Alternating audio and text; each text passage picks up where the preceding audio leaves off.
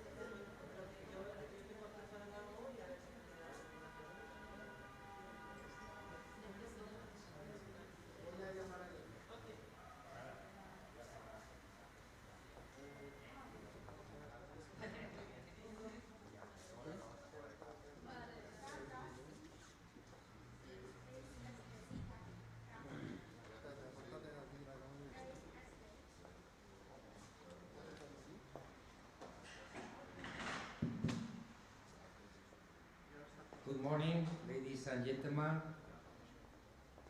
dear guests and representatives of the DEMOS program. Good morning. Let me introduce to you our institution on behalf of our Director General, Ambassador Andrés Perello. I am José Manuel Molina. I am Secretary General of Casa Mediterráneo, and I am very grateful, and it is a great honor for me to be here in this meeting of DEMOS training workshop that is so important for the rule of higher education for the assurance of human rights in the Mediterranean area. Casa Mediterráneo is a public consortium promoted by the Minister of Foreign Office, European Union and Cooperation, and the Spanish Agency for International Cooperation, the government of Valencia region too, the Alicante Provincial Council, and the city councils of Alicante and Benidorm. The institution is led by the council, whose president is our Minister of Foreign Office, European Union and Cooperation, Mr. Alvarez, and the Director General, led by the former Ambassador for UNESCO, Andrés Perello. Casa Mediterráneo belongs to the network of casas of the Ministry of Foreign Office, European Union and Cooperation, dedicated to public diplomacy, which are also part Casa America, Casa Árabe, Casa Africa, Casa Asia, and Casa Sepharad Israel. This network of public diplomacy of the government of Spain is focused towards political and economical cooperation, intercultural dialogue mutual, understanding and strengthening ties between civil societies in different areas.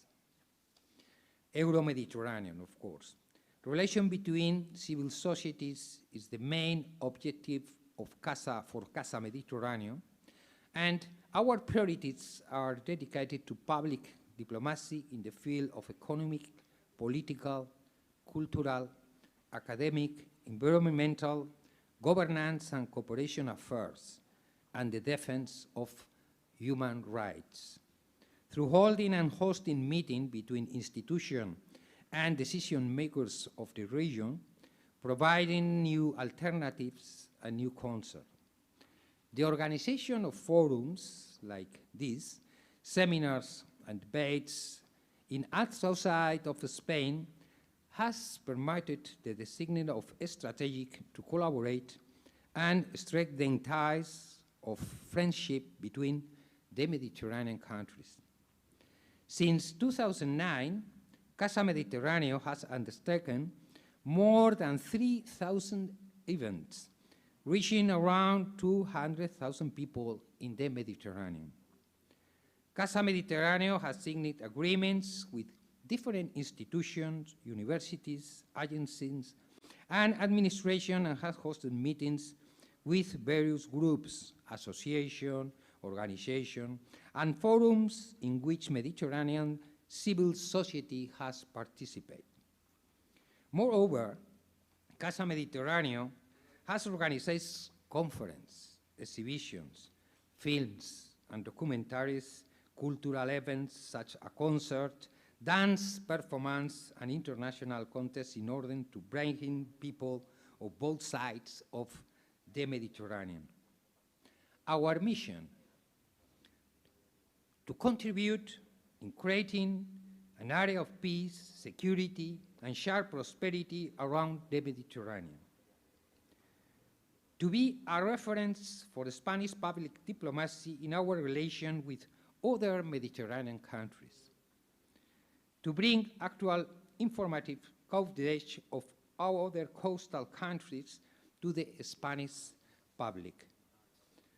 And to work alongside institutions and societies around the Mediterranean and to discover their interests and priorities. In the field of human rights, the discussion of the diplomatic dimension of human rights is a transaction issue. The possible approach and their effects and problems is complicating promotion of human rights in some Mediterranean countries, like you know. Violation of human rights reflect an increasing global crisis, and that response to that crisis builds directly on other objectives, such as new powers in this century. To recognize human rights will depend on the degree to which these powers accept the argument that promotion of these rights both serves their national interests and contributes of the overdue redefinition of that interest. In this regard, taking as a reference the defense of human rights, we work to promote an area of peace, security, and shared prosperity in the Mediterranean, as I have said. Finally, as an institution that works for public diplomacy at the service of the citizen interests and looking at both northern and southern neighbors in equal condition in order to create a common Mediterranean identity and strengthen the bonds of friendship, confidence, and cooperation. Casa Mediterráneo is becoming a meeting point and reference for the region, with the aim of promoting and reinforcing ties among representatives of civil societies. We are open to work closely with you. You can contact us in our website, Casa Mediterráneo, or directly to me. This, I must say, for University of Alicante, my congratulations, and of course, all the support from us to your projects. Thank you very much, and now it's a pleasure to present to Ms. Naima Benaisha, Professor of Arabic Studies in Alicante University. Thank you very much. Thank you.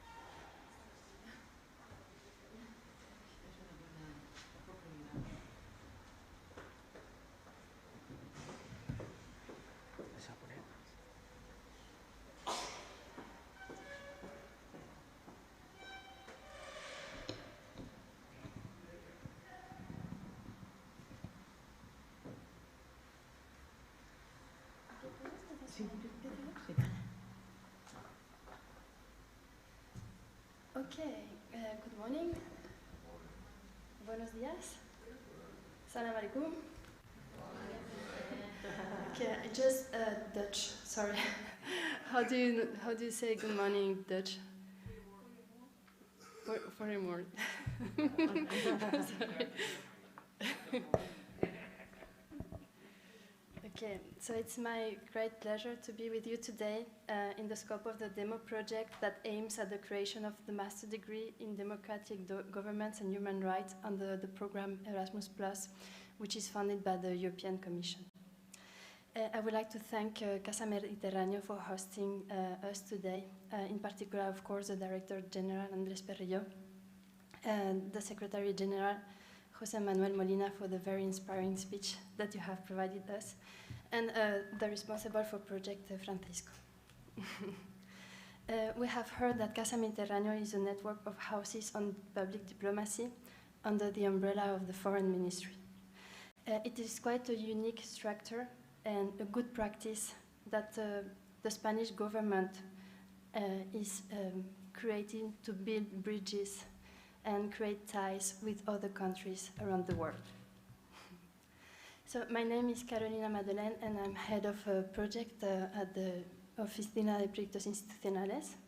And I would like to say that the DEMO project is of particular interest for me because in the office we have been working very hard and for a long time in projects directly related to the promotion of human rights, or in a way related to the promotion of human rights. And secondly, because of my background, I am myself a student of international relations at the University of Amsterdam. And I have another master's degree from the University of Barcelona in human rights, which was a mix between a political faculty, but also philosophy. So it's about philosophy and of human rights. So it's a topic which I very much, of course, is in line with my professional and academic background. I wanted to, because this is such an informal meeting and we are a few, but a great team, I'm sure, I wanted to have this opportunity to have a round of the table and I would like to know your name, your institution, and a little bit also your background. So I have started with me, you know Naima, but maybe you can go ahead so also the other partners will meet you. And then if you could present one another, because throughout the day, the intention is that we have a conversation on really how the university can act to promote and protect human rights in the Mediterranean basin, but of course ahead, and in particular in light of the event, very sad events that are happening today in Ukraine, and I would like to give a special thoughts for our colleague from Ukraine that work at the university, and also civil society and normal people that are being attacked today. So I will give the floor to Naima. Yeah, thank you. Thank you very much, Carolina. Before I start, maybe it would be a good idea if we give the floor to our colleagues from Lebanon, just to introduce themselves, because yesterday we didn't have time to do it, and then we can give the floor to our colleagues from Netherlands as well, in order to know each other. Okay, you can start. Do we have a microphone, please? ¿Tenemos un micro? Es este mismo. Okay, great.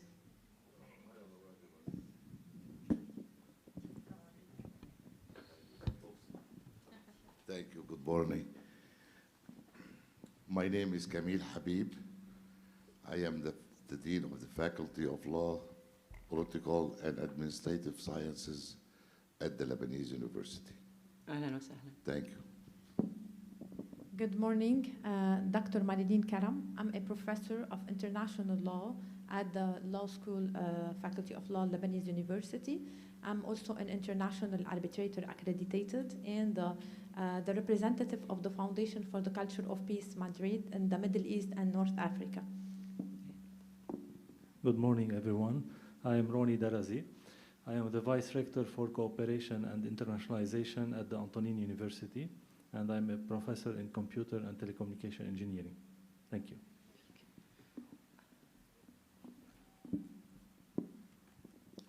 Hello, I'm Dr. Anthony Tannouri from the International University. I'm the head of graphics and advertising department, and I am a full-time professor at the Faculty of Engineering. My major is interactive multimedia and 3D reconstruction. Hello, my name is Wadia Akhouri. I am an associate professor teaching both at the International University as part-time professor and at the Lebanese University at the Faculty of Education. Good morning. Thank you for your hospitality. And my name is Odile Ferrali from Lebanon, from the International University. I'm the Vice Rector Assistant at the Office of International Relations. And I work mainly on the financial and administrative work for the projects. Thank you. Good morning. I'm Amin Elias from Lebanon. I'm a father of 2 kids, assistant professor at the International University and the Lebanese University, where I teach history, philosophy, and politics.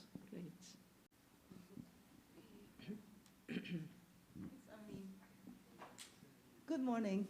From our side also, thank you very much for your hospitality and Naima for the organization. My name is Maggie Leung. I'm based in the University of Amsterdam in the Department of Geography in Development Studies. My research and teaching surrounds a lot on migration, internationalization of education. I'm also a mother of two kids, different 2 kids. And I'd like to pass the mic to Ali, my colleague. Thanks. I'm Ali Aimer. I'm also the researcher at UVA, University of Amsterdam, and my background is in political science and development studies. Hello, everybody. My name is Helene, or Helen, or Elena, or Hélène. It's an international name. Streeser, last name, a bit different. I'm from the University of Amsterdam, where I'm the head of the International Office Social Sciences. So I'm also involved with other Erasmus projects. I'm also involved with some admission policy for master students. So I'm curious to hear about your experiences in Amsterdam. So that's a little bit about me. Great. Okay, good morning, everyone. My name is Geri Nijenhuis. I work as an associate professor at the Utrecht University. I work at the Department of Human Geography and Planning, and I will mainly work on migration issues and also on the internationalization of education and on the intercultural competence development. Thank you, Jerry. By the way, Jerry speaks a very good Spanish. Hello, everyone. I'm doing internship with the office with Carolina. I've been studying cooperation to development these last 2 years, and I'm very grateful to be here. Thank you very much. Thank you.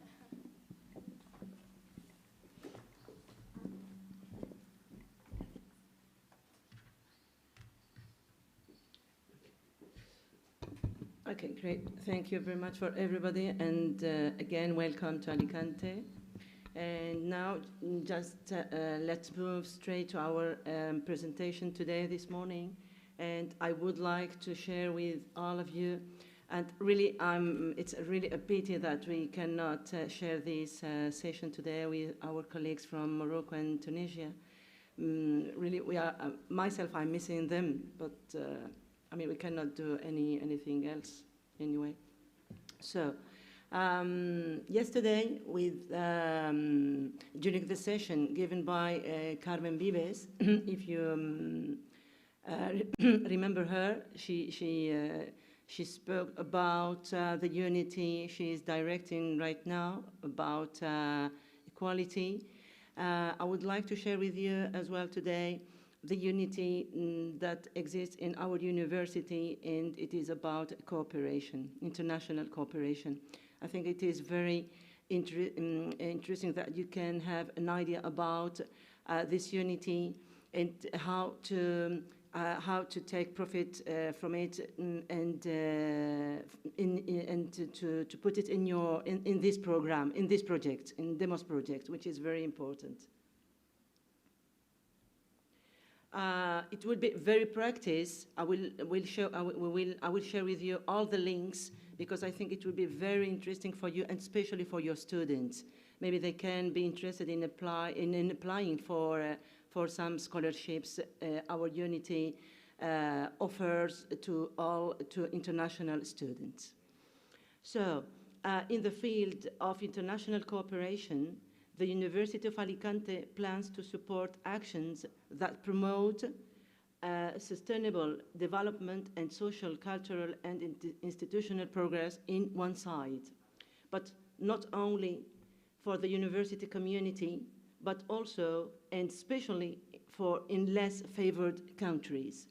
For example, many countries from North Africa, and not only from North Africa, but from Middle East as well, many students can apply for these scholarships and this support our Unity from the University of Alicante can give. This international cooperation unity helps the internal development of these countries aimed at, first of all, eliminating the causes of poverty, promoting social justice and respect for human rights, but also aims to help in the strengthening of institutions that ensure the consolidation of democracy and respect for the environment. I would like to share with you the different areas this unity can offer to the university community from North Africa and Middle East, but not only, because this unity also works with countries from Ibero-America, of course. University cooperation to development, for example, we've got another area called International Solidarity Volunteering, and also another area called Humanitarian Ad, Scholarships and Grants, Peace and Justice Chair. Let's click in each link and just, I want you to have an idea. I can share this material with you, with all of you, and maybe it can be useful in the future. So let's have an idea about university cooperation to development. For example, if we click in this link, we can just go straight to this program. You can click as well in this call and you directly have this information, but unfortunately I've just realized that it is only in Spanish. Okay, I'm sure that it is in English, but I'm really sorry, but I don't know why it's not in English in this site. But we can, if really you are interested in, I'm sure you are, you can ask me and I can send it to you. Okay, so if you click in this link, you can go straight to the basis. ¿No se ve? Ah. Okay. Ah, ya. Creo que es. Again.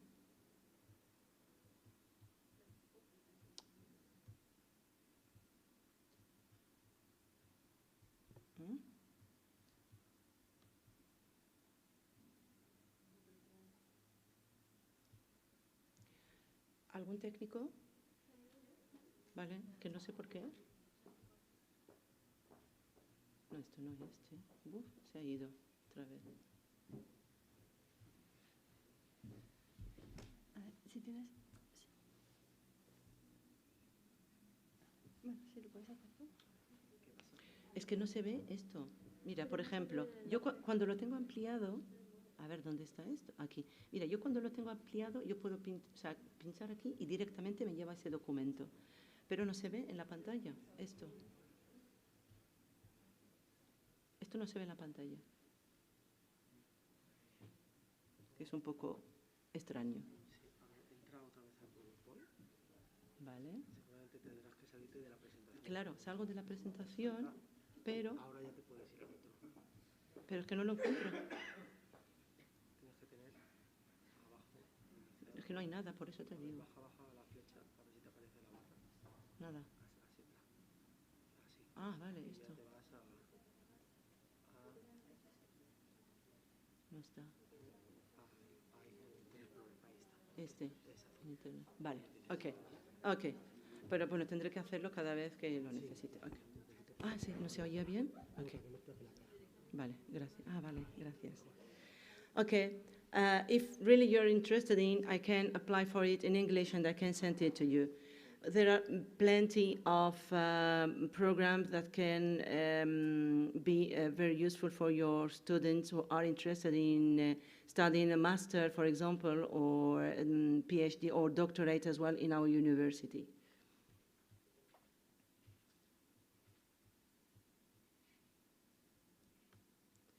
Okay, let's move to another area. The international solidarity volunteering, for example, which is very applied for our students from our university. They normally, I mean, I'm not sure about the percentage, but I know that plenty of our students are very interested in applying for this activity, and it is for 1 year, so it is really very interesting, and I know that plenty of them apply for this one, but in European countries for the moment. I cannot answer the question why they cannot apply it for example, the MENA region, but I mean, it can be possible. But this is volunteering for Spanish Alicante students overseas? Yes, yeah. For example, in Lebanon, in Syria, in MENA countries, for example, which is very interesting, yes. Naima, Yeah. to do a PhD here, is it usually in Spanish? It depends on the area of knowledge. It depends, but normally it is in Spanish, and B2 is applied for studying PhD. It's in Spanish. Yeah. Maybe some modules are in English, but normally it is in Spanish, of course. Yes. Okay. Es que esto es.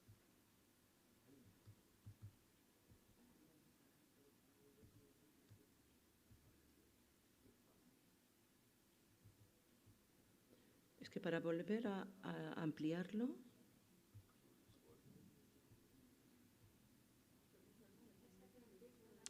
Es que lo quiero ampliar, pero es que no me deja, la barra no se ve, o sea que no me deja bajar aquí para hacerlo. No, es que no consigo tener la barra para poder pinchar para ampliar el PowerPoint otra vez, porque desde aquí no puedo pinchar en este link, en este enlace. No puedo pinchar, no me deja, desde aquí.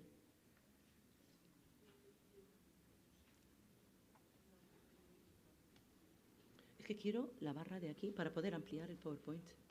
Y es un poco raro que... Le das aquí y ya se te hace la presentación. ¿Dónde? Ahí, aquí. Sí. Le das ahí. Madre mía. ¿Vale? Sí, vale, gracias. Okay. This is the link. Pero claro, es que cada vez tengo que salir. Y esto es... No entiendo por qué es así, pero bueno.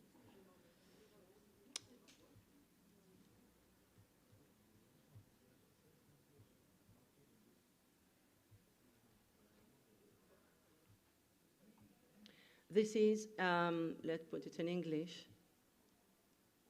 Yeah, it is in English.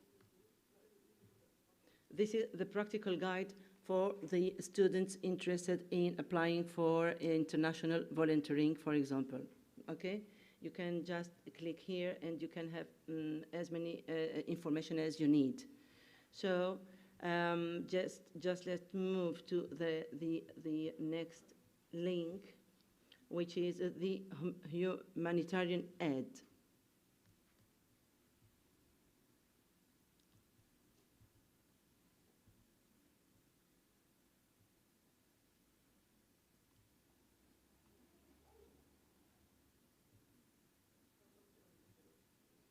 tampoco se ve. No entiendo esto, de verdad.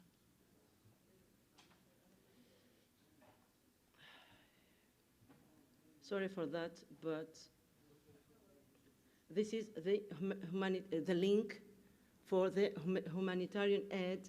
You can also, it is in English, I'm sure, yes, it is in English. We can choose the English language, and we can have an idea about what has been done since, you can have just an idea since 210 until now. And it is, I'm sure it can be very interesting for your students as well. Okay. See? Question. How is this financed?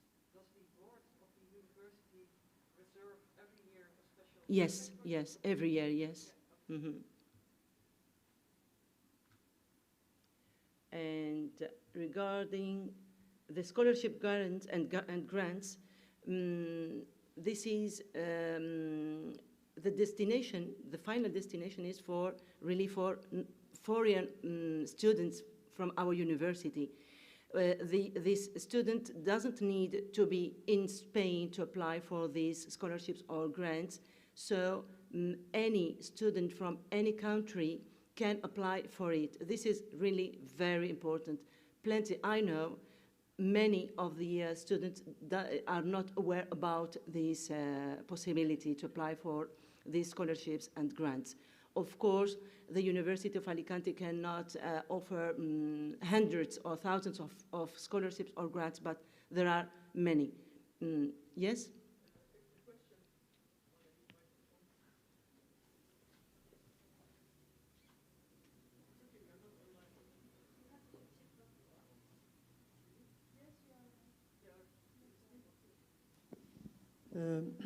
Okay.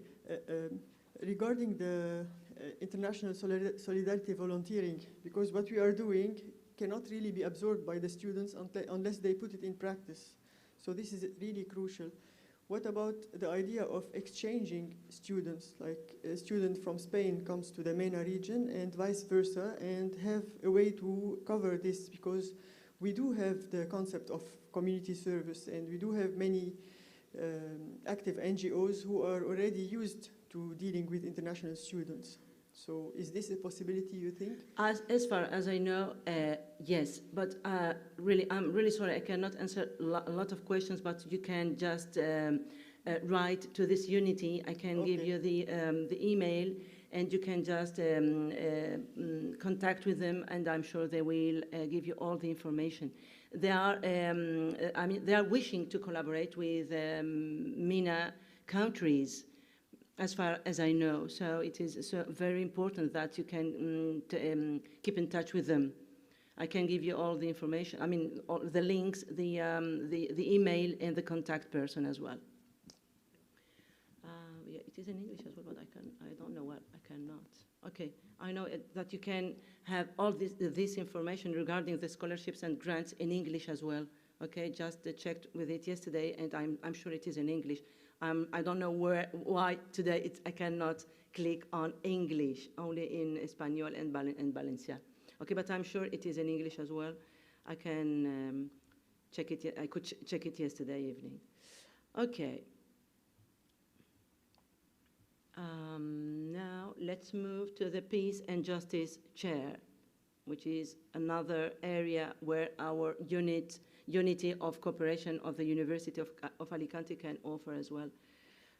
This is an area that our university can offer for the countries who are wishing to collaborate with us, but not only for teachers or professors, but especially for students as well. I mean, the aim, the general aim of this unit is just to make participating both professors and students, especially students. Of course, I don't know how you can do it from your countries, but you can inform your students, you can share with them all the links, and because I'm sure you cannot do this job for them, because there are plenty of students, so you can just share the links and the information with them. They can read all the information, and finally they can choose the area they want to collaborate with, or for example, the scholarships they need to apply for example. Okay, I think, yes. And we also have another area, which is the training in cooperation to the development. This is not only for teachers, but both, as far as I know, both teachers and students are really very interested in get at least one training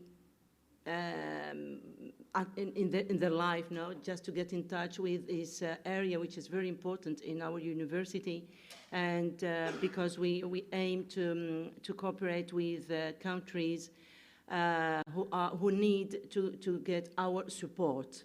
Okay, only our support, because we learn from each other, of course. So it is very important that both teachers and students can have this information and can apply for a training in cooperation to the development. And if you've got any more questions, please go on. Thank you for your attention.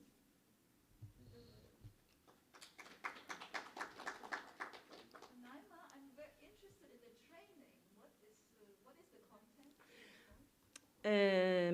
The content is that, for example, I know that we organize plenty of courses of 30 or 40 or in between 30 and 50 hours, maybe a couple, twice a year, and they are for both teachers and students. So, I mean, plenty of professionals can give these courses, just that people interested in can get an idea about how cooperation is and how we can cooperate with other countries, other universities, or other professors, for example.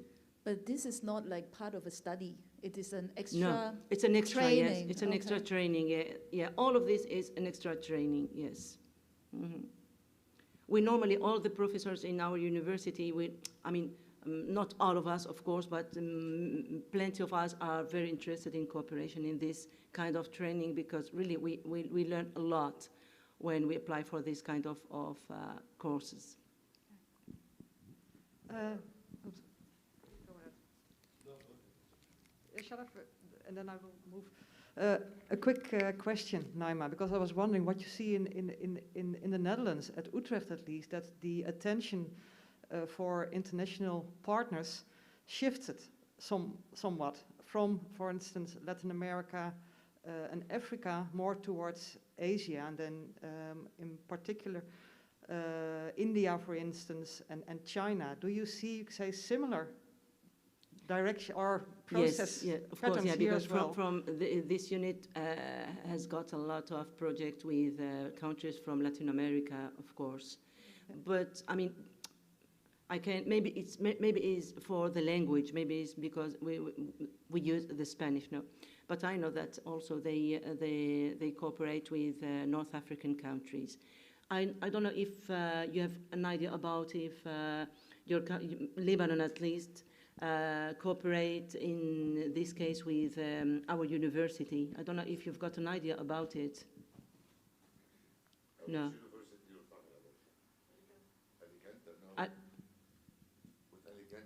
Okay. Oh, sorry. Thank you. Thanks. Most students in MENA region are aware either of French language or English language. Is there a policy to accommodate these students here at Alicante University? For example, those students who want to conduct their master's degree and PhDs, is it possible for them to do so in either English or French language? The master, you mean? Master degree. Yeah, the master, as far as I know, are in Spanish. Even we've got a master in cooperation of international development, so it is in Spanish. I know it is in Spanish. Yeah, that's why the B2 is required. B2 in level in Spanish is required. At least B2, it is required. We do have some master in English, but some are more like Science, chemist. Mm.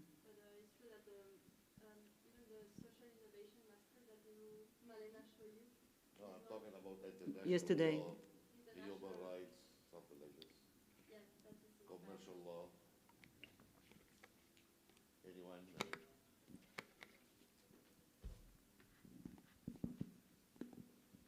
Thank you. Mm-hmm. Like what we have seen from, does it work? Yes. From our office, of course, we depend very much of European funding. So the shift now is more in Africa.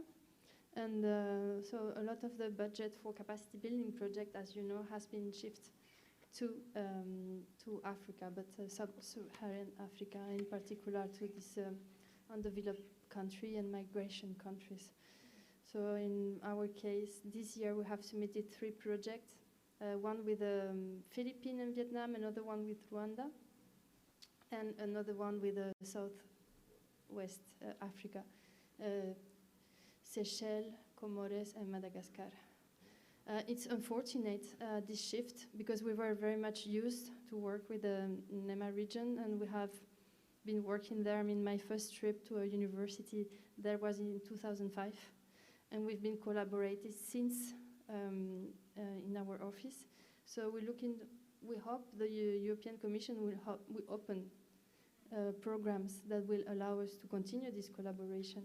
We're thinking about maybe any project. Yes, that could be a source of keeping the collaboration going. Also, we are strengthening ties with the Union pour la Méditerranée. So there maybe also there are still possibility to collaborate among us. But it's true that this kind of DEMOS project now is much more competitive for your region. So yeah, I will agree with you that we have been seeing a shift. Yeah. Yes, please. Thank you. So just to try to answer a little bit your question about the previous collaboration with the University of Alicante. In fact, we have been involved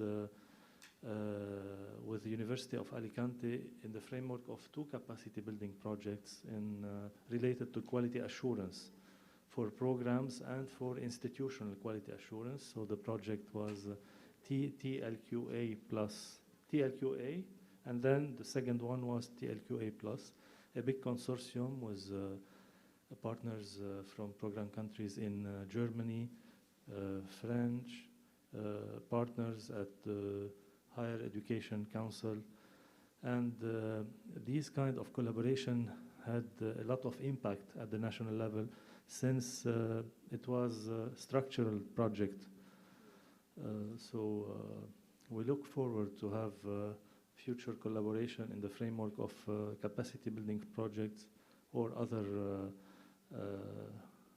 neighborhood projects like the NE and CBC, which will be very important. Thank you. Thank you. Thank you for the information.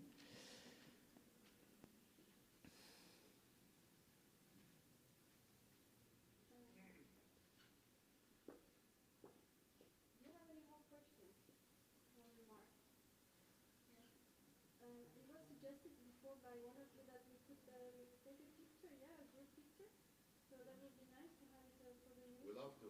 Yes. And then we can go for the coffee break, which is sure. At will be arranged in a few minutes.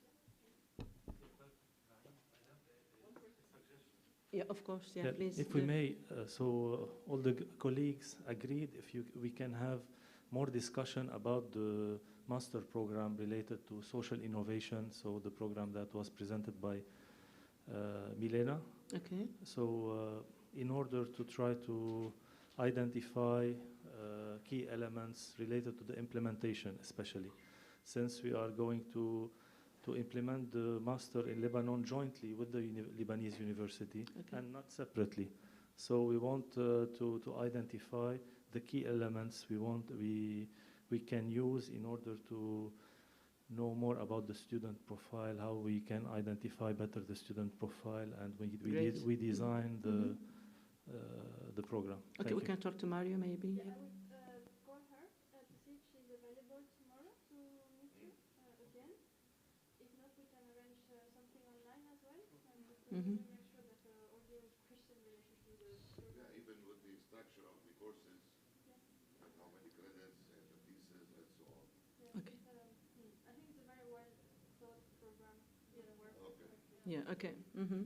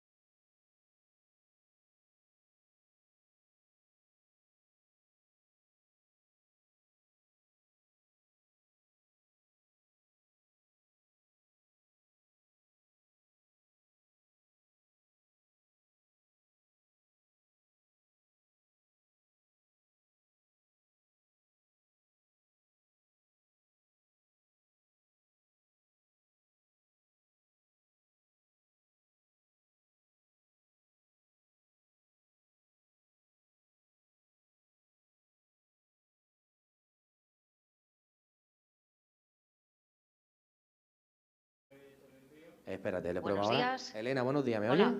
ahora parece que sí. Ahora sí, vale. ¿Tú te oyes doble cuando hablas?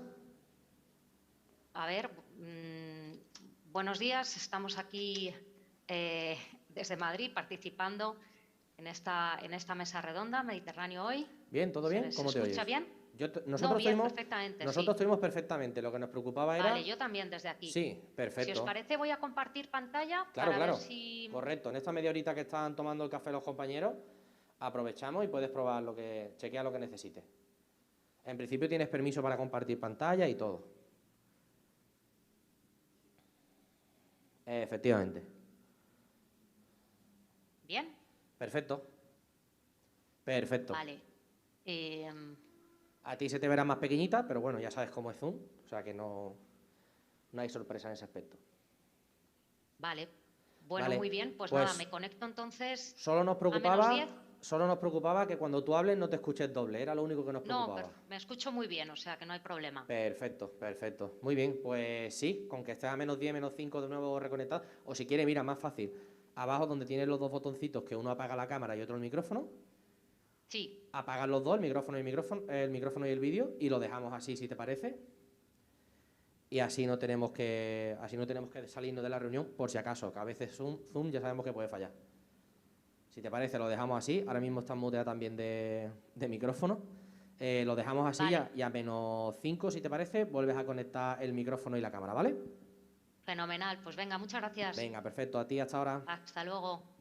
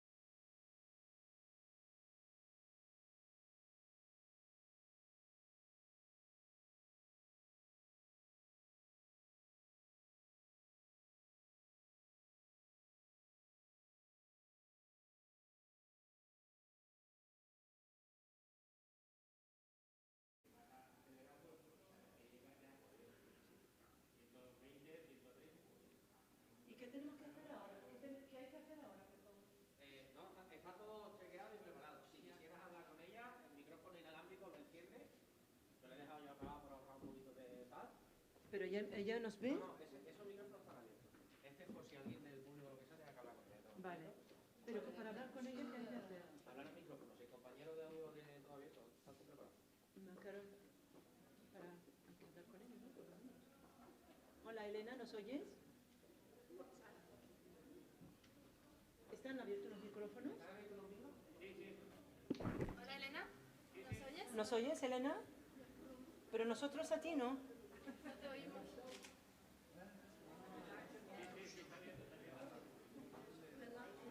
A ver si se le oye. No se le oye a ella. Buenos días. Ahora sí, ahora sí. Buenos días, Elena. Gracias por aceptar nuestra invitación. Yo soy un poco bajo. ¿Nos oyes mejor ahora? Un poco mejor. Vale, ¿Me mira, oís bien? simplemente decirte que soy de Carolina, de la Universidad de Alicante. Agradecerte que participes hoy. Hemos tenido ya esta mañana la presentación por el Molina, que nos ha hablado un poquito de Casa Mediterránea, pero como muy por encima. Y están ya todos sentados y estábamos esperando tu intervención. Así que nada, te queríamos agradecer tu tiempo y tu disponibilidad. Los socios son del Líbano y también tenemos socios europeos de Holanda. ¿Vale? Perfecto, fenomenal. Gracias.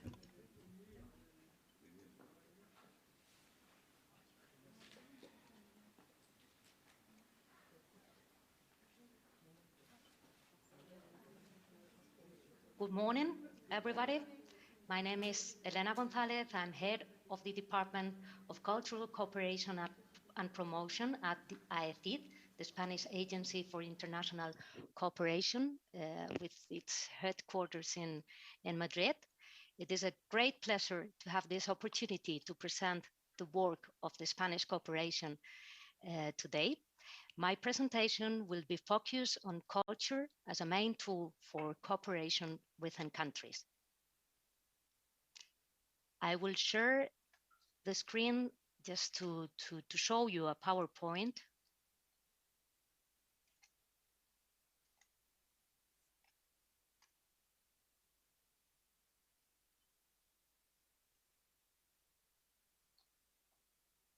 Okay, I think that is ready, and you can see the PowerPoint right now. So the Spanish Agency for International Cooperation depends directly on the Ministry of Foreign Affairs and was created in 1988.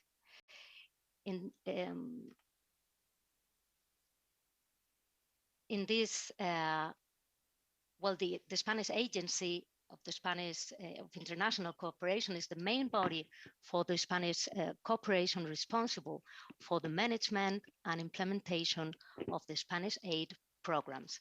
We have a wide international network made by 33 technical field offices and 18 cultural centers divided in different countries in Latin America and Asia and in Africa.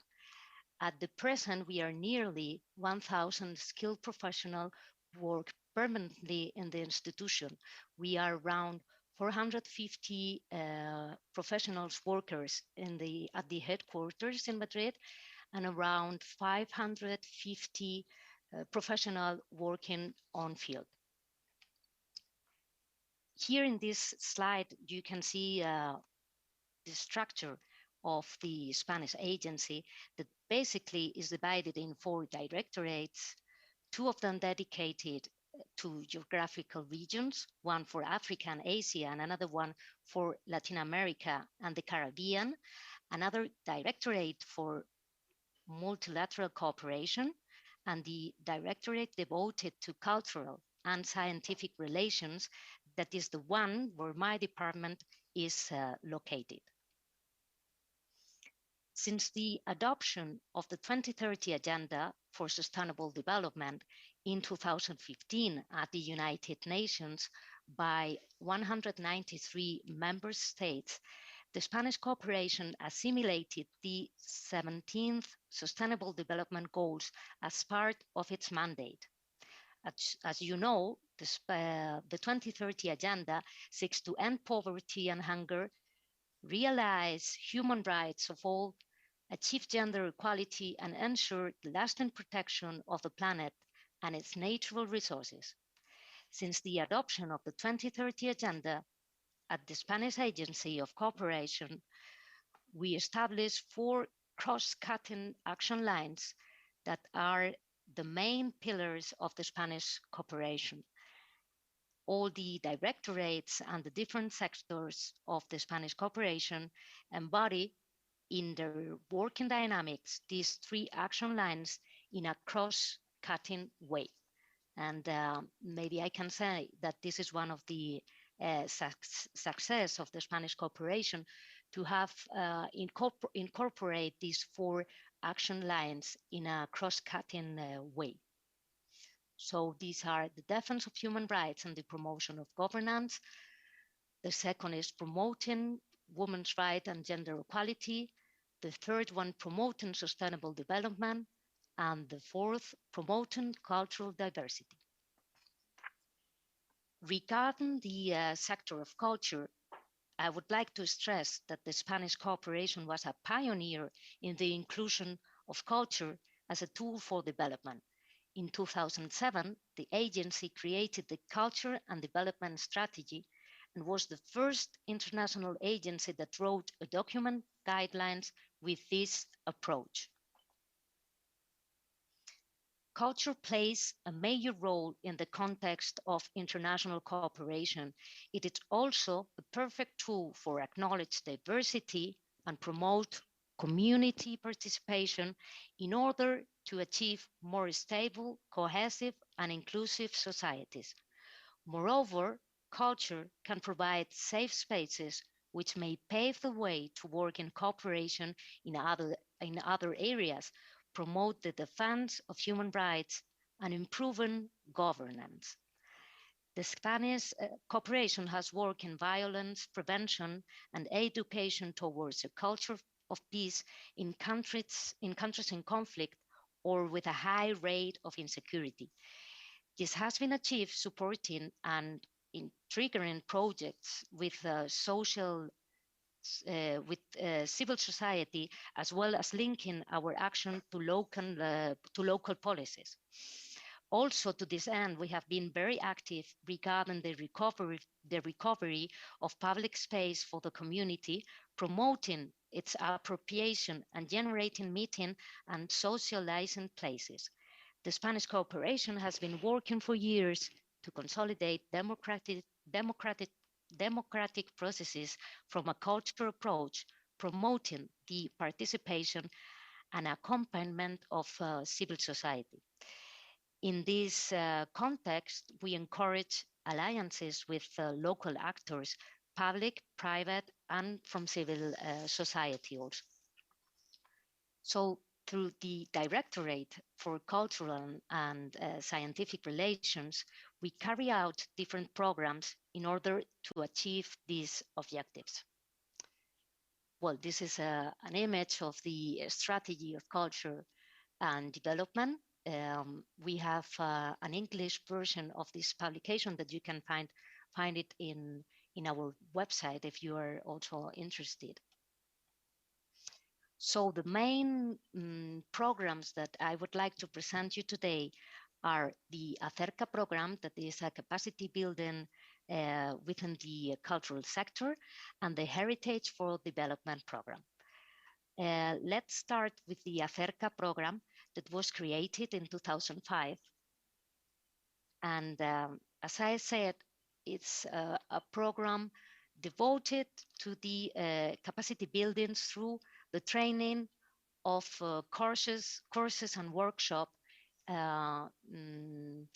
developed in different disciplines. No, as you can see in this image, here we mentioned the different disciplines or specializations for these programs.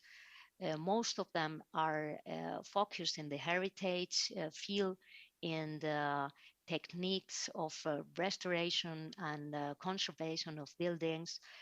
But we work also a lot in the field of books, libraries, archives.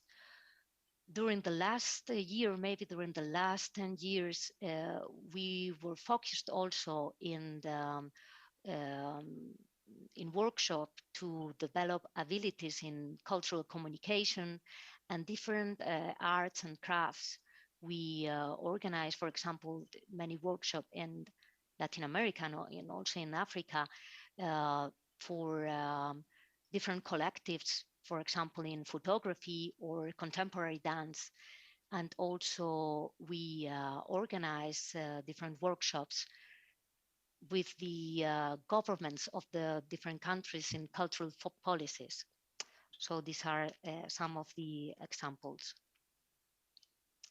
As I said, the Acerca program is very developed in Latin America, but we have also many workshops that have been developed in the North Africa and in the Middle East, and also in Asia, in the Philippines, for the historical relation that we have with this country.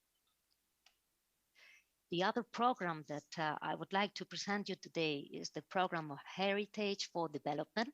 It is one of the ancient programs of the Spanish agency and one of the most successful. During the last 30 years, we did more than 300 interventions, and for example, we can say that most of the cities, of the city centers of many capitals in Latin America have been restored by AECID, by the Spanish agency.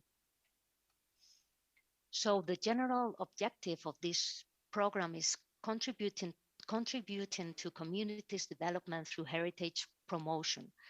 And the specific objective of this program is strengthening public policies, strengthening sustainable management, and restoring cultural heritage. So we have different areas of activity, but we can say that the main or the most successful area has been developed in the heritage side and in the heritage field. But we work also with, for example, with intangible heritage, with music, with oral literature, and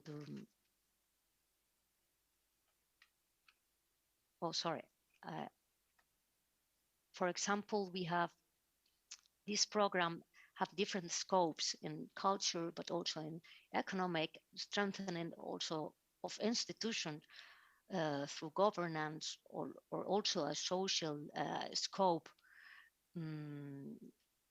trying to improve democratic and participatory management within training. So in this slide, you can see the countries and the regions where we have worked through the heritage program. And well, here you can see also some of the objectives of this program.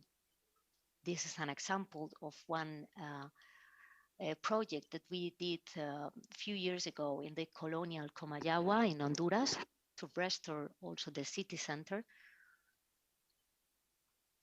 And during the last year, we worked a lot in Mauritania, for example, in the restoration of manuscripts, and this is part also of the heritage program. This project started in 2016, and the results of the project was very successful also. It's in the city of Chinguetti.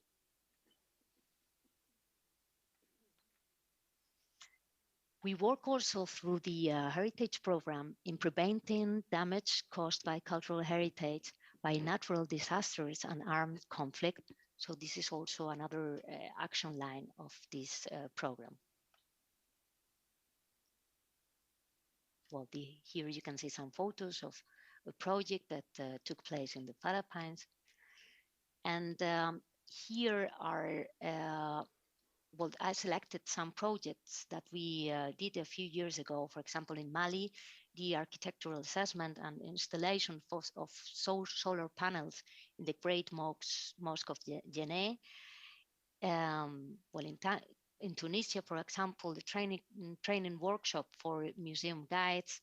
in Morocco, cultural sponsorship and the training, information and catalog of museum collections, in Senegal, a photography workshop, in Egypt that we did last year, for example, a workshop in performing arts and training for actors and actresses.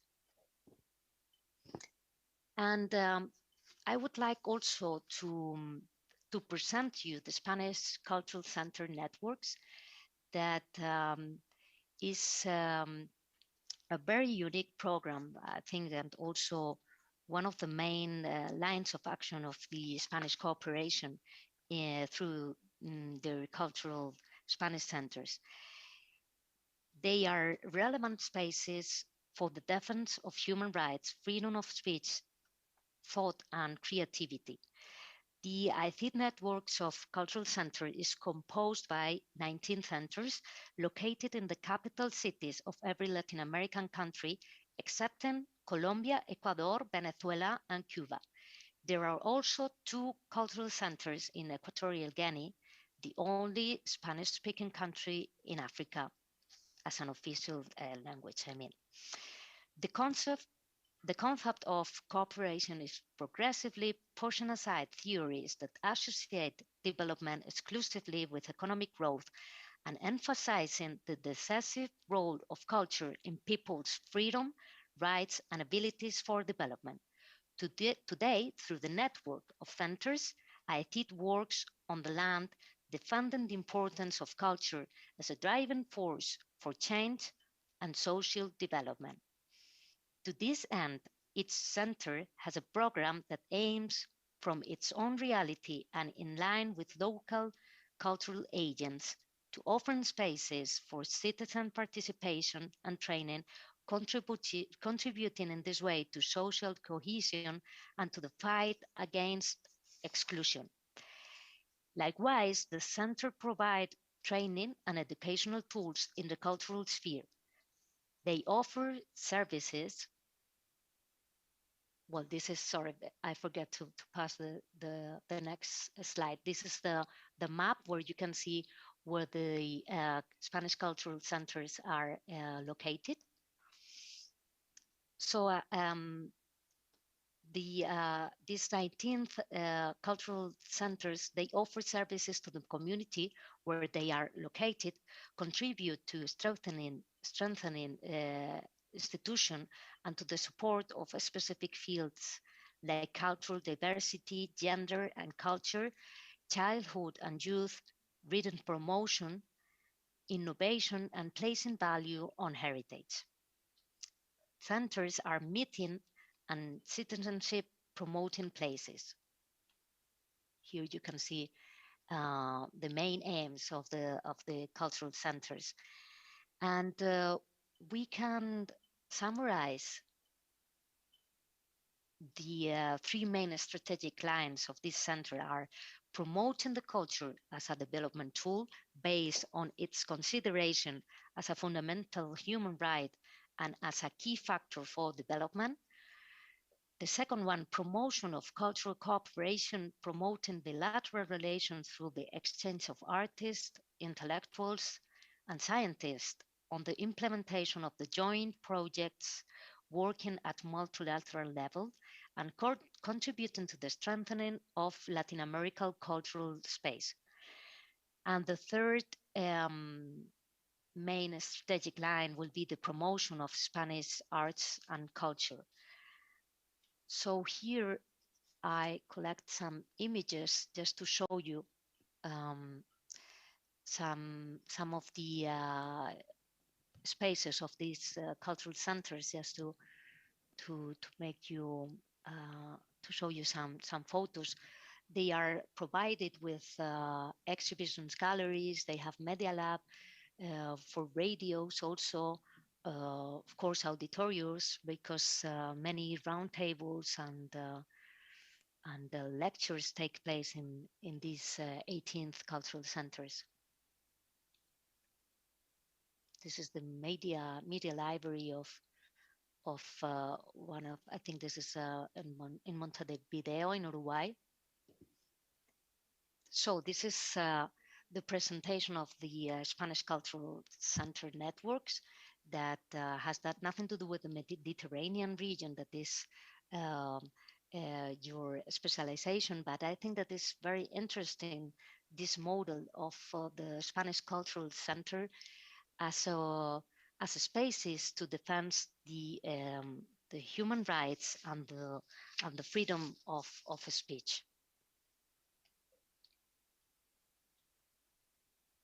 And I would like to end this presentation also with a brief information of the grants and scholarships that we have in the Spanish Agency of Cooperation, that maybe I think that can be of the interest of the students of your universities. We offer specifically for Africa and the Middle East, we offer master degrees, research stays, unpaid internship, and diplomatic also scholarship for in the diplomatic school of Spain. And you can find all the information in the website of ICID if you are interested to know in detail which are the profile of the students, or all the information is in our website.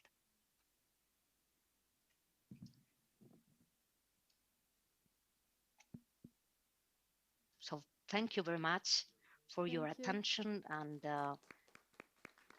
I think that we have a few minutes if you would like to ask me some questions.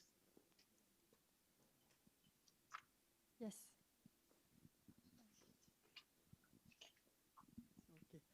Okay. Hola. Okay. Okay. Okay. Hello. My name is Wadia Khouri. I'm from Lebanon, and I'm here as a professor at the International University and the Lebanese University. But I was also intrigued by your presentation because I happen to be currently one of the advisors of the Minister of Culture in Lebanon. And what you have presented about the heritage, both tangible and intangible, is exactly what we have been discussing last week in a big workshop in the National Library in Lebanon. And I was wondering, beside the exchange of students, whether it is possible to create a network of cooperation, because Lebanon has been suffering recently due to a severe economical crisis and then the explosion of the port of Beirut, which damaged lots of monuments and sites. But at the same time, this was an opportunity because with the restoration, we have built lots of experience. So it can be an exchange, a win-win to give some experience about restoration, because you have shown some work in badly damaged areas, like the Philippines, for example, but also the possibility to give experience. So how is it possible to establish this network beside the academic realm within the ministry? Whom to contact? Right. Thank you very much for your question. Ahlan wa sahlan. Yes, the situation in Beirut is terrible after the bombing. So we can make some connection through the technical field office that we have in Beirut, and also through our embassy to see if we can establish some dialogue in this field of the heritage development.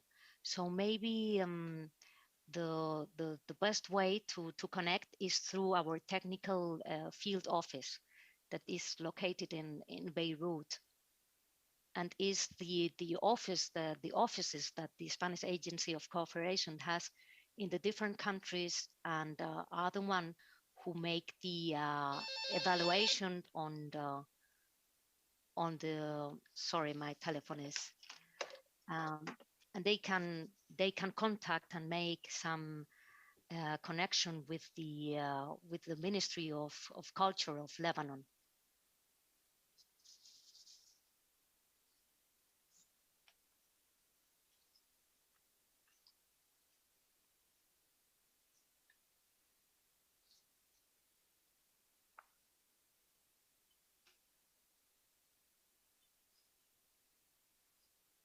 I don't know if there are more questions or.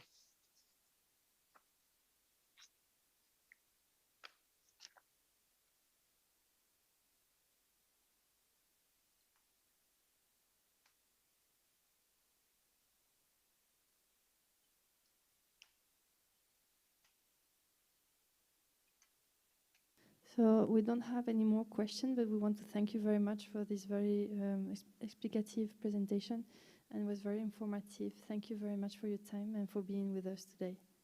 Thank you. Thank you very much. Ma salama.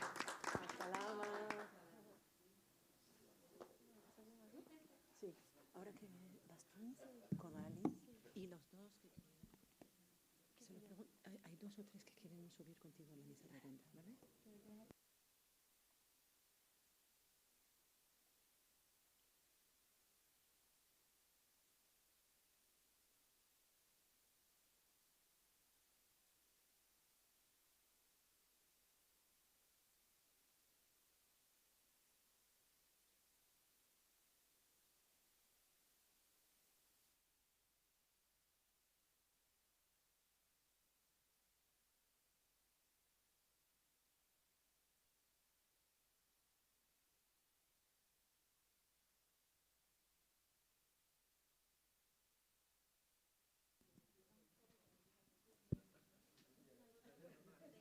Hola. Sí. Okay. So just to continue with today's session, and also maybe to go back with the agenda because there were some small changes. So for your information, today instead of Carlos, we will have Ali. Ali has just arrived from Lebanon, so we're very happy that he can be with us today. I thought at the beginning that you would be online. But now she said he was in San Juan, so that was very good. I said, okay, just grab a taxi and come here. After the presentation from Ali, we will be having the roundtable where we hope to have an interactive session, and the two of our guests will join me in the table. And after that, we would like to invite you to a nice lunch with paella at the seaside. So it shouldn't be very far from here, walking maybe 5 minutes. If the weather allow it, we will go walking, and we will enjoy some Spanish gastronomy. But first of all, please let me introduce Professor Ali Gada. He is an associate professor in public health, member of the research group in public health of the University of Alicante. He's associate researcher of the Observatory of Public Policy and Health in the MENA region. He's trained in health promotion and management and elevation of international cooperation projects. He has also a broad international experience in relief sector with the International Committee of the Red Cross and international NGOs. He research focus on health promotion in groups with health disparities, including refugee, prisoners, victims of violence, and persons with use drugs. So thank you very much.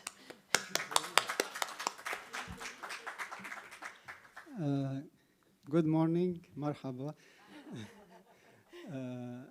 I'm so glad. Ali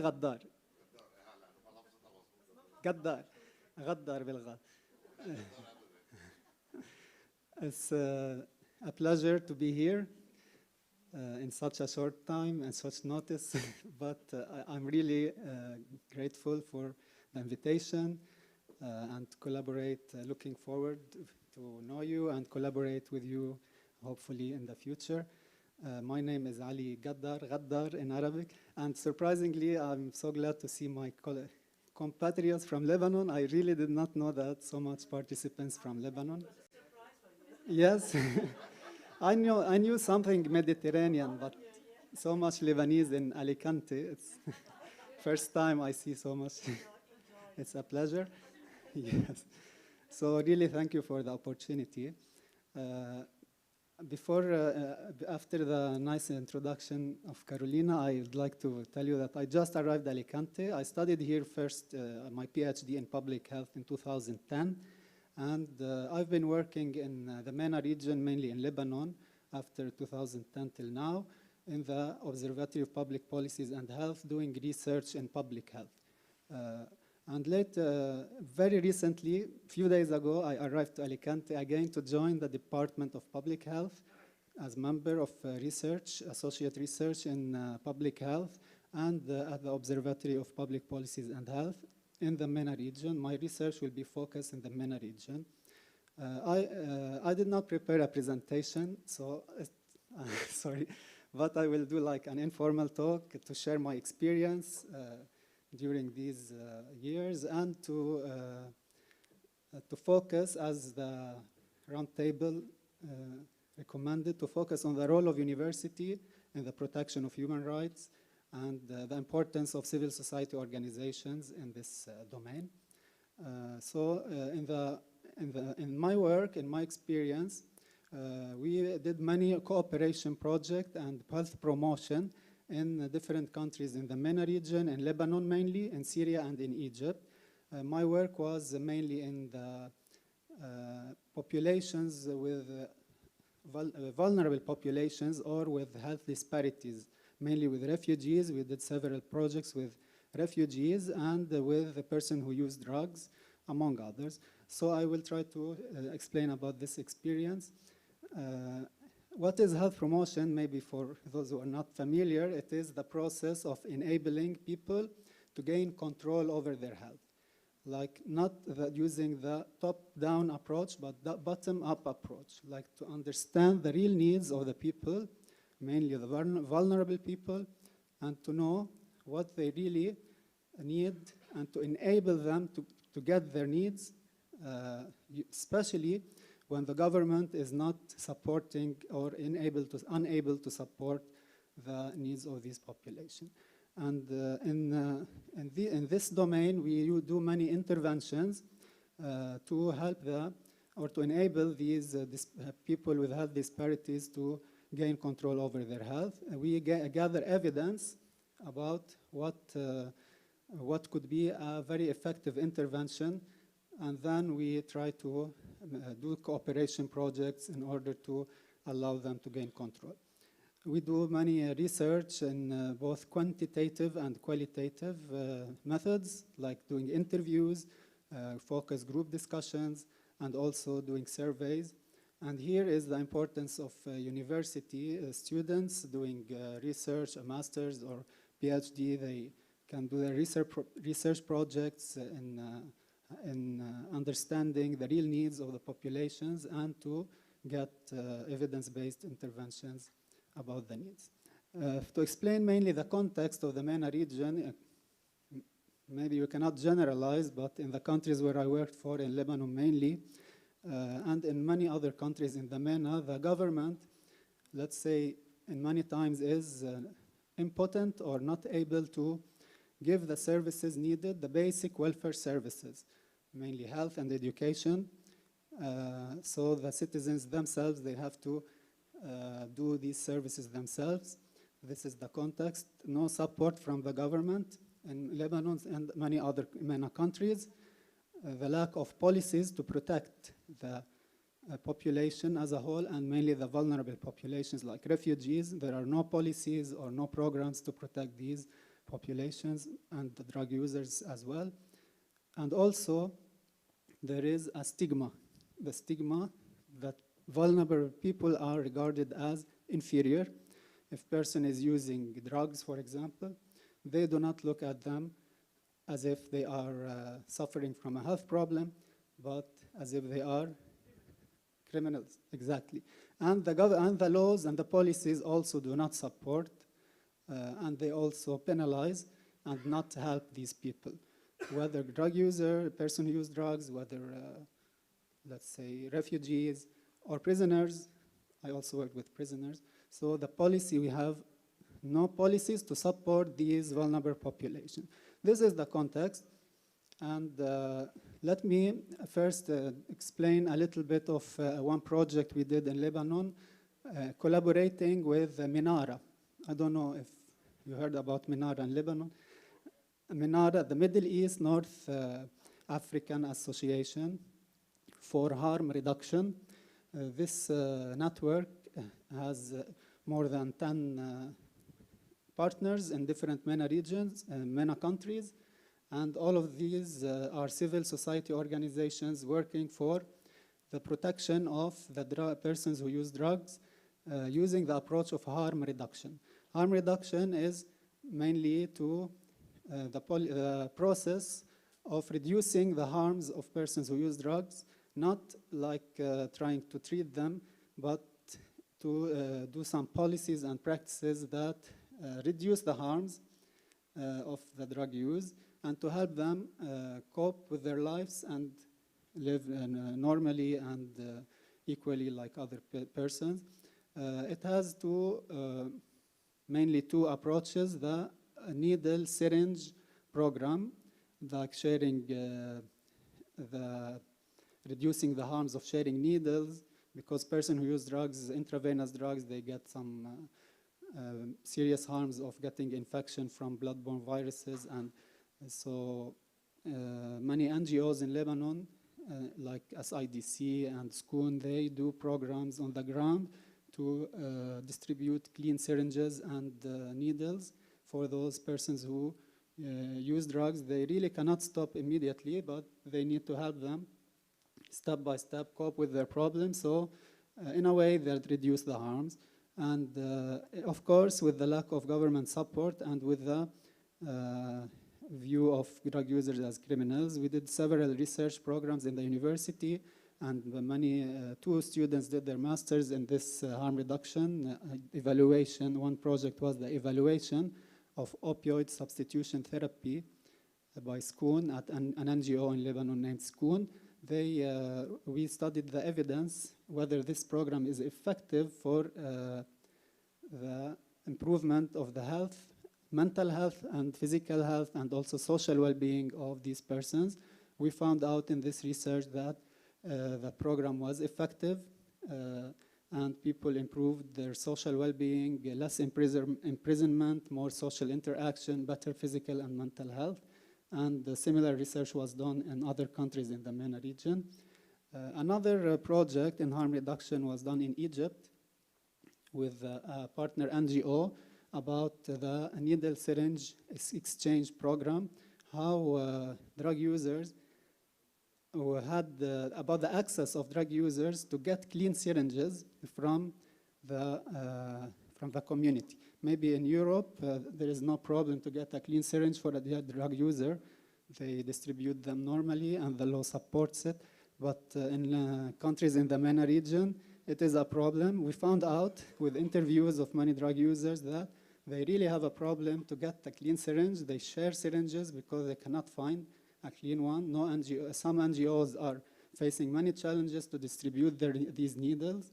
Some advocacy is done by Minara to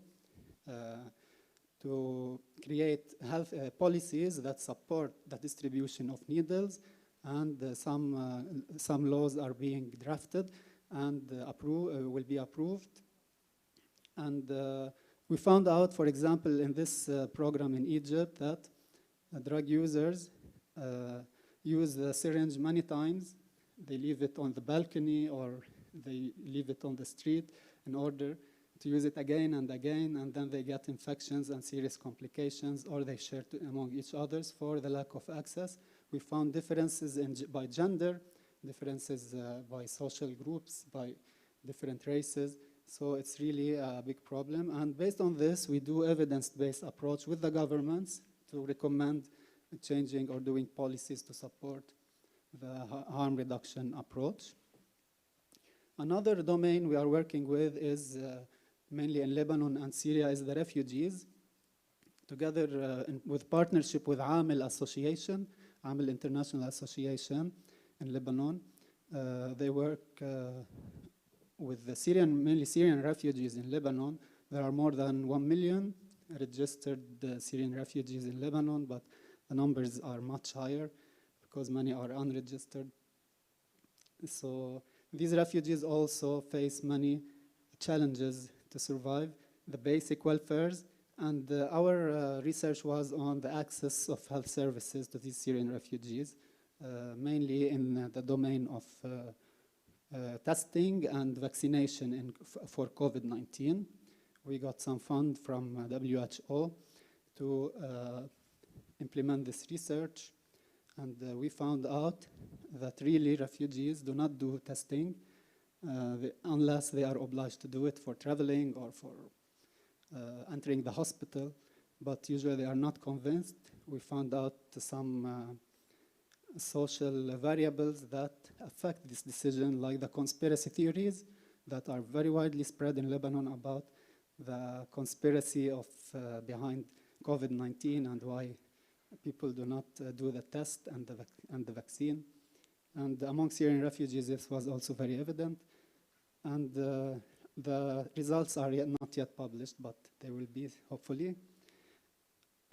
Finally, I also would like to add about my experience as a member of the European Training Consortium, ETC, in public health. This is a consortium. We do summer courses. I'm a member, and they use the salutogenic approach. We do summer course in every year. This year is in Venezia. You are welcome to join also, to register. They do the salutogenic approach in public health that focusing on assets or what is available in the community, not on the negative side, to focus on the groups, on the positive side of the communities, and to work with these people as an example to enable the other vulnerable population to gain control over their health. So this is briefly my experience. Thank you.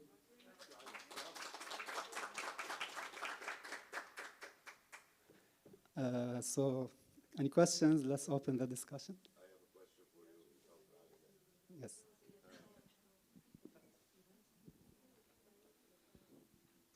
First of all, we are very proud of you. You represent a very successful experience for Lebanese youth. I am Kamil Habib. My name is Kamil Habib. I am the Dean of the Faculty of Law at the Lebanese University. 2 years ago, we embarked on a mission in my faculty to help students, to train students within the context of the so-called judicial clinics. So we trained them either with the Bar Association in Beirut or the Bar Association in Tripoli. And we are getting help from DRI, which is associated with the European Union. And we have done very well in the Tripoli region. And now we move the project to Zahli region. Is there, in your experience, is there anything you can help us more with this project? Or you have some information or suggestions for us to move forward once again? Thank you. I hope, of course, that we will be able to collaborate. I would like to know more details about the project. And, of course, I think there is always room for collaboration with the Department of Public Health and the Department of Law, if I understand, because public health is also involved in creating healthy policies after generating evidence about what is really helpful to improve. Our concern is to train our students and increase their awareness of the judicial process to help those who are in need, in prison especially. Yeah. Okay. Okay. I think some NGOs we work with in Lebanon are AJAM, Association Justice and Misericordia, AJAM. عدل ورحمة. تعرفون. We work with them a lot, and Father Najib, exactly. أنا كنت أشتغل مع Father Hadi before, after. الله يرحمه. Yes, I know, and we did many evaluations about prisoners, and it could be nice to be involved in this project, maybe to write a proposal for helping prisoners juridically, because this kind of NGOs in Lebanon, they have very good experience in working with these prisoners, and they have a group of lawyers that provide legal support for prisoners. Maybe we can also collaborate with the university, like students from universities, to do their stage or their training together with these trained lawyers in the prison. Could be a part of this, yes? Yes. If I may, I'm Dr. Marlene Karam, coordinator of the legal clinic and the professor at the Lebanese University of International Law. So the Dean mentioned a very important point about the relationship between human rights and the issue of public health. So we're thinking right now about the establishment of a policy and a training session for the students, especially after the pandemic of COVID-19. Okay, so we're thinking about the human rights during this pandemic and the past period right now. So do you have any idea, are you working on this? Because I know that, for instance, I was in France during this weekend, and the ministry and also a lot of universities are preparing projects regarding this important issue. You mean in the general population, not in prison? Certainly. Yes. I'm not really aware about this, but it's very interesting, and we could explore the possibility of cooperation. In Lebanon, you was actually collaborating, or you was, let's say, partner of NGOs, yeah? You was working yes. with NGOs. Yes, actually, in the department in the University of Alicante, there is the Observatory of Public Policies and Health. It has a representation in Lebanon. It has a representation. This is why, Yes. because we are actually also, we signed partnership with different NGOs, but what we're asking for is not the support of these NGOs. We're asking for an academic institution to be our partner, like the observatory. This is why I was asking, you know. Okay. So right now they have an office over there. They are the registered. liaison? You are Yes, you I'm represent. the link. It Okay. is as Very registered in Lebanon as NGO. Okay. However, if you are searching for a university or... No, it's okay, It's because okay, an the NGO. backup is University of Alicante, right? Yes, it is exactly, also. 100%. Exactly. And the main issue is about healthcare issues. This is the well, public health is not only about health as medical, but also social well-being. Very good. Mental health, yes. protection of human rights. So we'll send you a proposal about it. Thank you so much, sir. And nice meeting you. Proud of you. Me too. Thank you.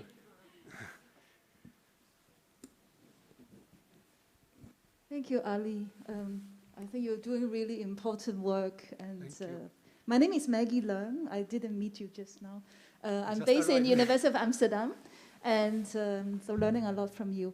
I particularly, I mean, of course, it's all important, but since I'm also a migration scholar, so your work with the refugees also touched me a lot. And it is not a question for you, but all in general, because for the DEMOS project, it was also part of the intention to develop the master program, not only to content-wise study migration, refugees, well-being, but maybe also make space, you know, for them to take part in the program. Since you work with refugee, I know focusing on health, but I just want to bring that up at the table, maybe for you to, because you know the situation in Lebanon, and we have lots of Lebanese colleagues here, whether we can think a little bit more whether the DEMOS project can indeed be open space, you know, for all kinds of learning about them, with them.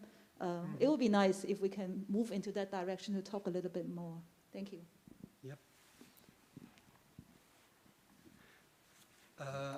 Of course, I think in Lebanon there are many NGOs, and University of Alicante is involved in the projects with refugees. We have ongoing projects mainly now in health, but it could be like developed for further objectives that we can share. And we know several NGOs that have very good experience and working with refugees. For example, Amel Association has 14 clinics all around Lebanon, and they provide services, not only health services, also social support services for refugees. They have mobile clinics that visit the camps, and like the structures are present, and we can think about many options, whatever the partners want. Okay. Thank you, Ali, again. So Thank my you. name is Roni Darazi. I am the Vice Rector for Cooperation and Internationalization at the Antonin University. And we are really proud to know that you collaborate and worked with AGEM Association, which is also part of the same congregation of the Antonin University. So it is part of the Antonine Order. The Antonine Order created and established this association to serve prisoners in the 1997 at that time. And they are really doing this mission since that time. In fact, talking again about, I will jump up again to the same question of Maggie. Knowing the master program we are trying to develop for about democratic governance and human rights, and knowing that you had already an experience with prisoners and people, I think you have also center CST. There is a center at the prison dedicated for people that use drugs and try to make a kind of rehabilitation.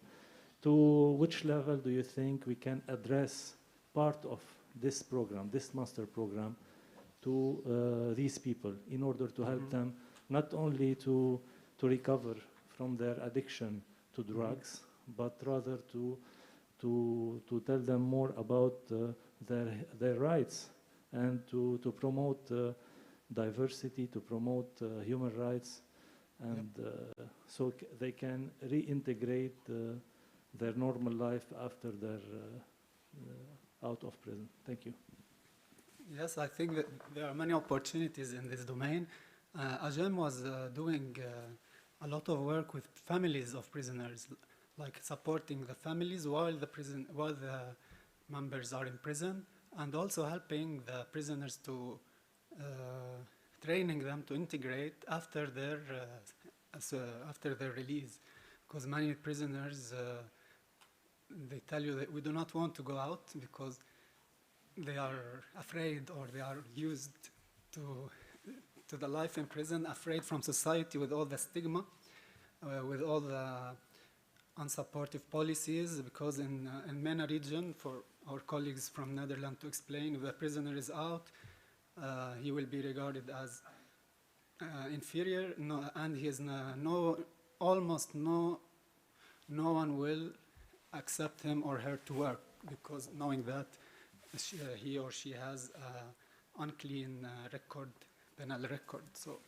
it is really a problem. So AGEM was doing many projects in this domain with the families and also with the prisoners. I think students in the master can have a lot of opportunities for research ideas in this domain. And AGEM, together with another NGOs, it's called Khiyam Rehabilitation Center. They also work in prisons, and they have students doing their stage. So if we offer them some ideas for research projects, or the students are interested to work in their domain, we have the structures of NGOs ready to help, and many research could be in this domain. Yeah. We should exchange the contacts before.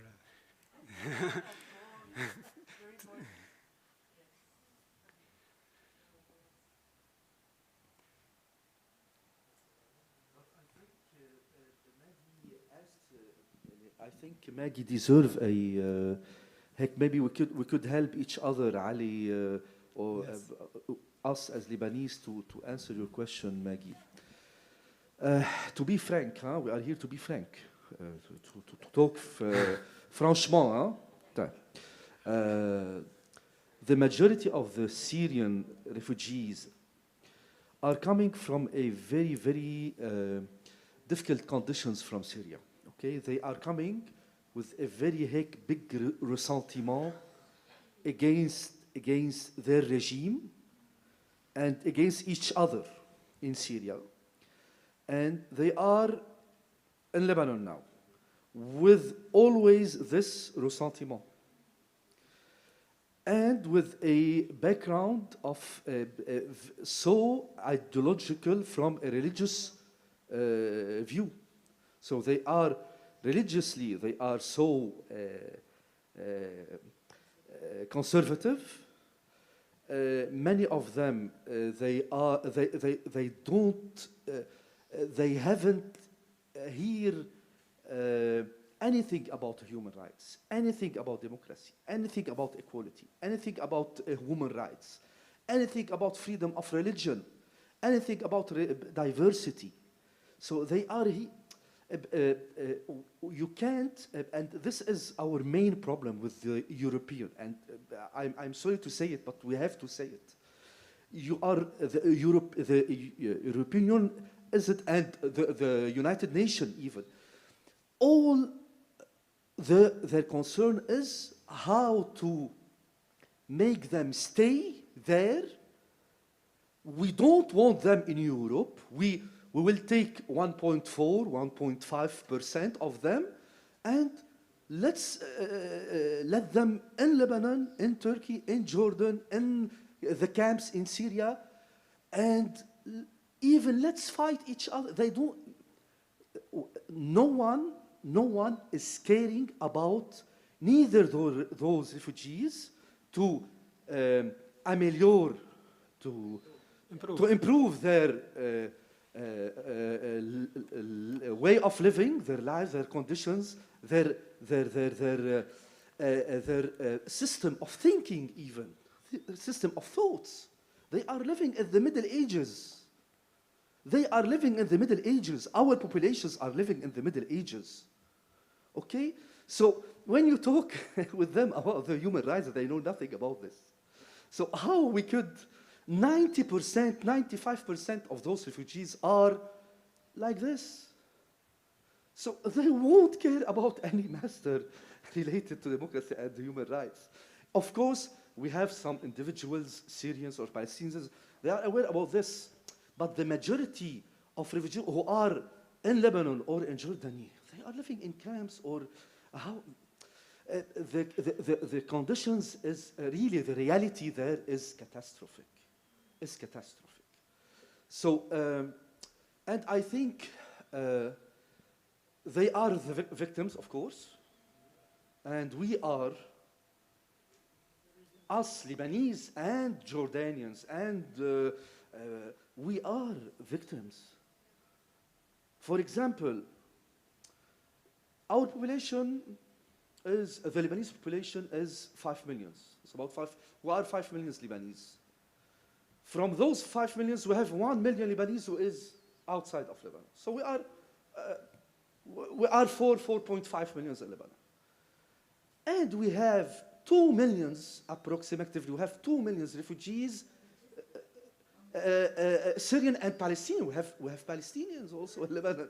We have Palestinian camps in Lebanon who are armed. They have arms. They fight each other each week. We have battles inside. We have wars inside those camps. And the Lebanese army is outside. He can't do nothing. So we have 2 million refugees in Lebanon. We are 4.5 million. So more than 35% of the population who is in Lebanon is a refugee. Do you imagine, for example, in Netherlands, you are 16 million. Do you imagine that over those 16 million, you have 5 million refugees? Can you handle it with all you are a strong state, you are a strong society, you are in the whole society is in the alignment, is in the modernity, and of course you can't handle it. So how can we do it? We have weak states, we have a fragmented society between communities. I will talk a little bit about this. We have two main neighbors, Syria and Israel, who is surrounding us, and you can imagine what is Syria, what is Israel. They are two neighbors who would like all the time to invade Lebanon. So we are living in this context. So just I'm trying to put some lights about the reality of the refugees and of us as Lebanese. So please understand us. And please reflect this in your university when you talk about the policy makers in the European Union. Please help us to make this idea clear. Thank you. We are not against refugees. We would like to be... No, but that was also my intention to pose the question this way, huh? Because obviously we all know we study migration and we're involved in all these international. We know the situation, and Europe is, of course, has not been doing everything in a fair way or whatever. For me, it's very modest. Yeah, we are spending months and weeks and years on this DEMOS project. So it's a different scale, right? We cannot expect our communication here to change these broader political issues. But yeah, it's a very small question in a way to. So what is the way forward? As academics, as people who have this project, is there something that we can do, including the way content-wise, what we do? Like what Ali is saying, these are of course also small things, right? In a broader scheme of things, even the clean syringe and stuff, as you say, right? These are just the plaster on the wound. We will not change but we still have to do something. So I'm just wondering, as academics here sitting, what other things that we can do? Obviously, we cannot really change. I mean, it is a difficult situation, and I understand, and please don't misunderstand that of course, I understand that you are not against refugees per se, but I don't know whether really 90% of the refugees are, like being conservative or not, or is it really more systemic problem? I'm just imagining, I guess, but hopefully, imagine a more positive way, to move forward. That's what it is, yeah. But please, who wants to say something? Maybe we cannot do that much as academics, but we can help policymakers understand that they must go straight to the roots of the problem. We will be happy as Lebanese to see the Palestinian go back to Palestine, and the Syrian refugees go back to Syria. Lebanon cannot afford 2 million of refugees in our land. We have nothing against the Palestinian and nothing against the Syrian. We are all Arabs. But at a state with a very fragile society and confessional system, it's very difficult for us to handle all of this. Thank you. Okay, I try to make a little bit of convergence, knowing this discussion. I think we can still do a lot of things. So knowing this context, I think in the framework of this project, we can promote, and since it is an academic project, and universities have been a place for dialogue and for promotion of dialogue between the different components, and for promotion of new concepts about accepting each other, about supporting ourselves. So I think in the framework of this project, we can raise this dialogue about human rights and governance at the level of the higher education institutions in the Lebanese society, and try to promote what Ali has been saying about this is related also for the education thérapeutique, what we call when the patient takes care of himself, So if these vulnerable people, we can talk to them and promote to them how they can take care of themselves, we can help them. And on the other hand, to promote for Lebanese people how they can address these people so they can accept each other. without talking about demographic and socio-politics and what we are living through, because for sure the problem is bigger. However, we need to do things at our level. So, thank you. Thank you. I also want to say, I'm yes. working at university. I do believe in education, because we groom generations of young people, and that has to have some impact. Otherwise, what are we doing, right? So even however small the DEMOS project is, we must be doing something with these young people, and then there must be some kind of a multiplier effect. Therefore, that's why I always say, when we listen to all this, what does this contribute to the DEMOS project? Are we saying content-wise we should talk about these things? Are we talking about internship, for example, maybe with you, Ali, to link the master's students with you so they can do research?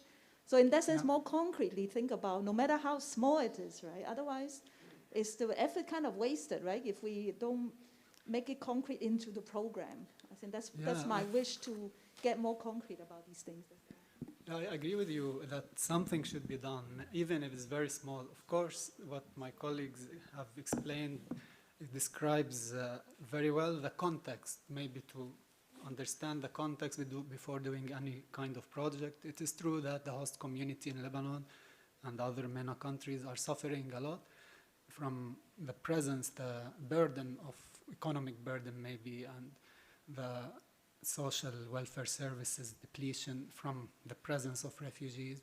But some learn how to cope with these, and we, regardless of this huge problem, we cannot change, as Doctor said, that we cannot change the huge political picture, but we can do some little things, maybe focusing on how to help the host community deal with the problem. And regardless, the refugees, the presence is causing a problem on the host community, but they are also suffering from violence, from the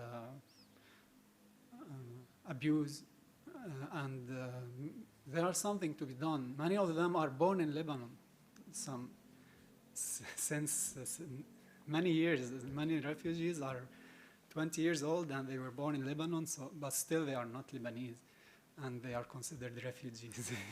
So we have to learn to co-live together, maybe, or not to harm each other, to protect each other, help the host community in some way to deal with the problem also. There are some opportunities to work on. We are a victim of geography. Yeah, and politics. You are right. Ali or our colleagues Lebanese, just a question, because I know that many people I know people who are very interested in doing volunteering in Lebanon, but I wanted to ask you just to help me, to give me some real contact, because maybe Spanish people, I'm talking about Spanish people, okay? They are willing to go to Lebanon and to do some volunteering, but I really don't know how to reach this ONG. Okay, yes?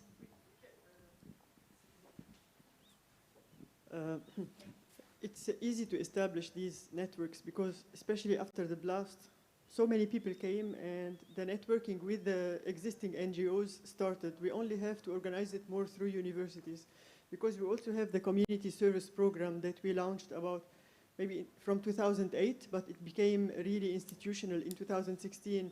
I was among the people who wrote the text that was signed by the Minister of Education then to make it mandatory for school students, but it didn't go on because of institutional problems. So if we do it at university, it will become more serious for school students too.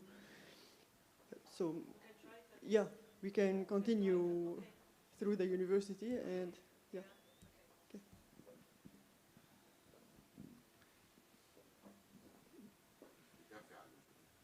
Okay. Thank you. Thank you, everybody.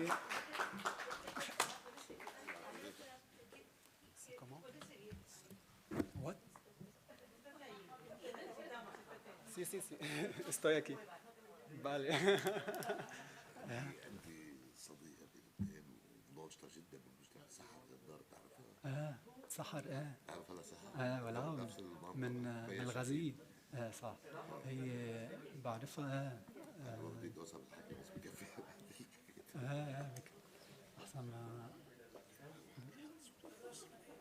هو كتير هلا بدي اعمل له زفه بس انا كمان براود فيه كثير هلا انا بعدني واصل ما تواخذني الله يعطيك العافيه هذا كارتي شو بتعوز بلدين اللي انا تسلم من كل اكيد بعدك لا تسلم شرفت بمعرفتك هلا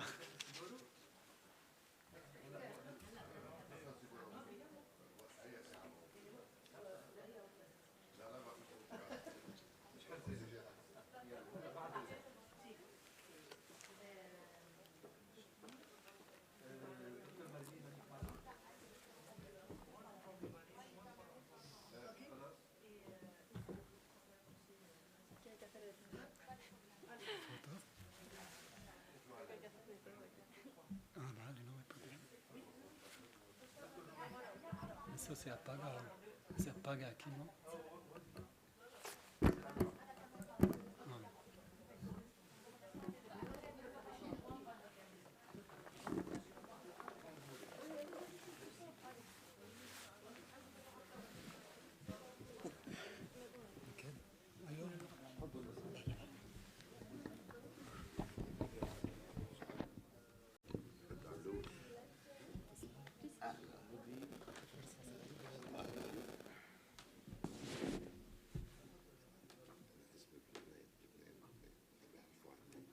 Okay.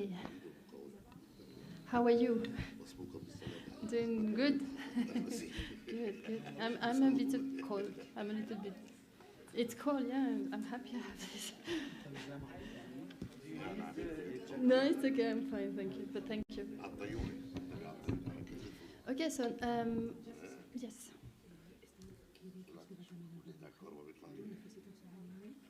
Una chica de Holanda, ¿no?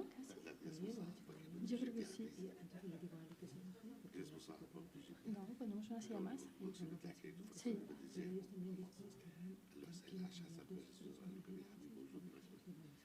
Vale. Bueno, o lo que quieran, como ellos quieran. Lo que consideres, Naima. So I just wanted to say that thank you for this context. It's very interesting to hear what the situation. We know, but we forget about it because it's not our day-to-day reality. And it's very good that we are reminded of it and of the importance of understanding each other in this context. So the roundtable idea was to discuss within the scope of this demo project what can university do, what can higher education institution do to protect and promote human rights in the NEMA region, but not only in general. Throughout the discussion that you have been having before, I have taken some notes. Can you hear me well? And because you already were seeing some very interesting and relevant things that I would like to bring to the table before we start the discussion with my very nice panel group that I'm very happy to have. So you have mentioned different topics. The first one was the importance to relate the DEMOS project with a research activity that could be done through internship. That was mentioned by you, Ali. You also mentioned, Doctor, the importance to have a dialogue with the policy makers from the higher education institution to make them understand the reality so they can do policies that will be in line with the reality of the situation. You also mentioned the promotion of the dialogue of different components for a new concept about supporting ourselves and supporting themselves. So that was also quite relevant. You mentioned, Maggie, also about the education and the important to have multiplier event that not only in the scope of the project, the training, but also which multiplier event we can have. And finally, also you mentioned the fact of to host the community to build the host community to understand better how to cope with the problem. Yeah, that also can this university can help with that. So now I would like to go back to you and having these things in mind. I would like to ask you to answer what else can university do to protect and promote human rights in the NEMA region and in the scope, of course, of the project. Thank you. I will start, or the team will start with them? We can start by the team. Amit, we'll start with you. Yes. Oh, thank you, Mr. President. Thank you, Madam. You're welcome.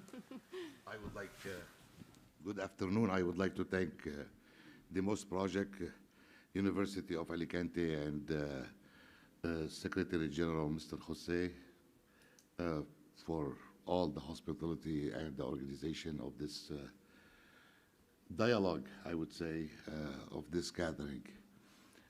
My statement will be about the relationship, the organic relationship between university and the human rights and the promotion of human rights.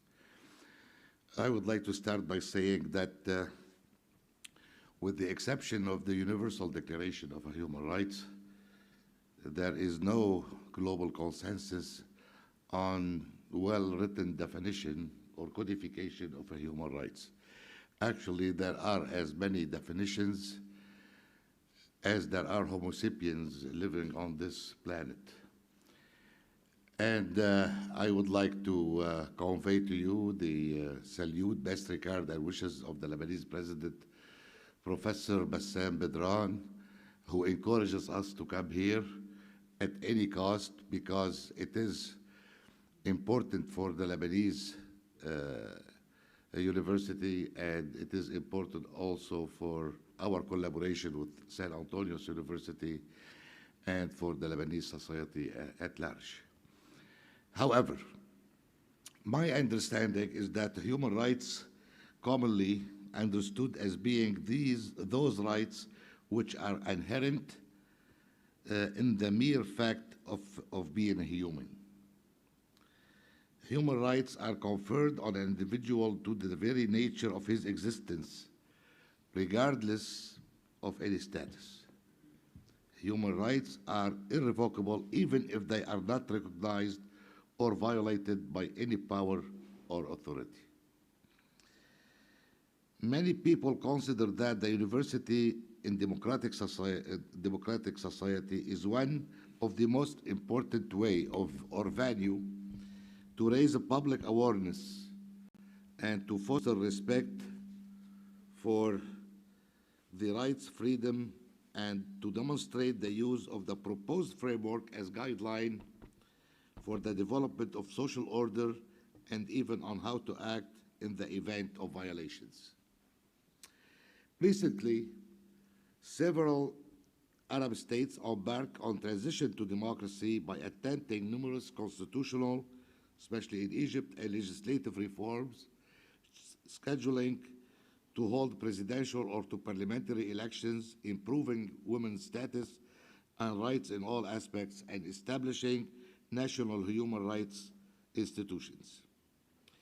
It is then not surprising that our university play an increasing role to create change, build solid youth networks, and reach young people to work on the culture of democracy and the human rights.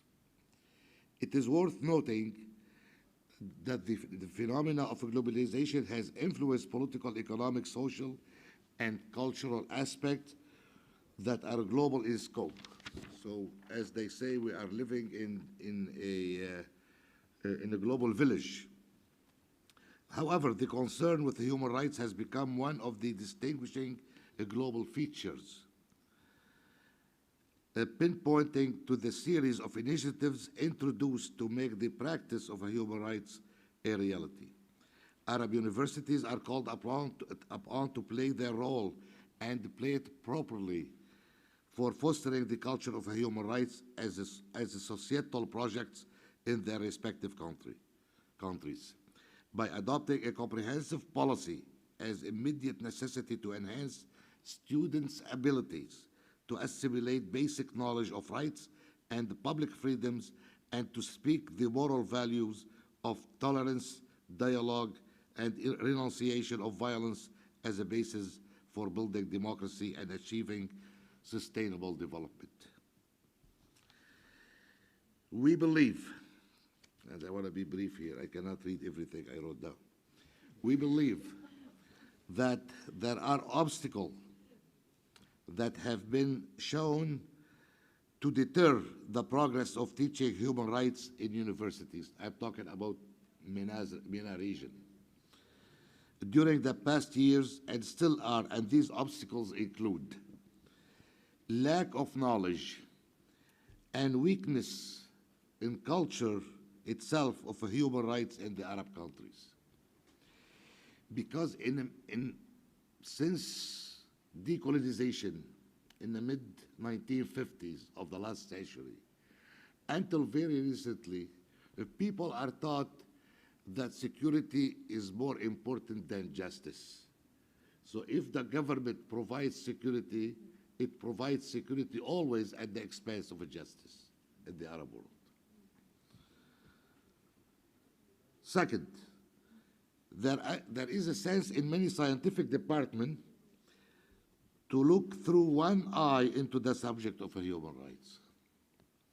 And others do not even care about it.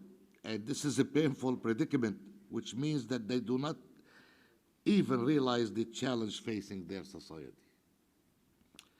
Third, there is a shortage of specialization in the field of law and political science. Due to the awareness, due to the newness of teaching the subject, which leads to a lack of proper dissemination of the human rights culture. Number 4, the absence of accountability. The human rights issues created a kind of hope by limiting its violation. The strength of state has been regarded as providing guarantee and respect for human rights. Indeed, it's certain that evolution and economic development cannot be achieved without respect for human rights. Human rights are a set of principles incorporating also equality and fairness. They belong to every human being and are recognized as priorities for the international community.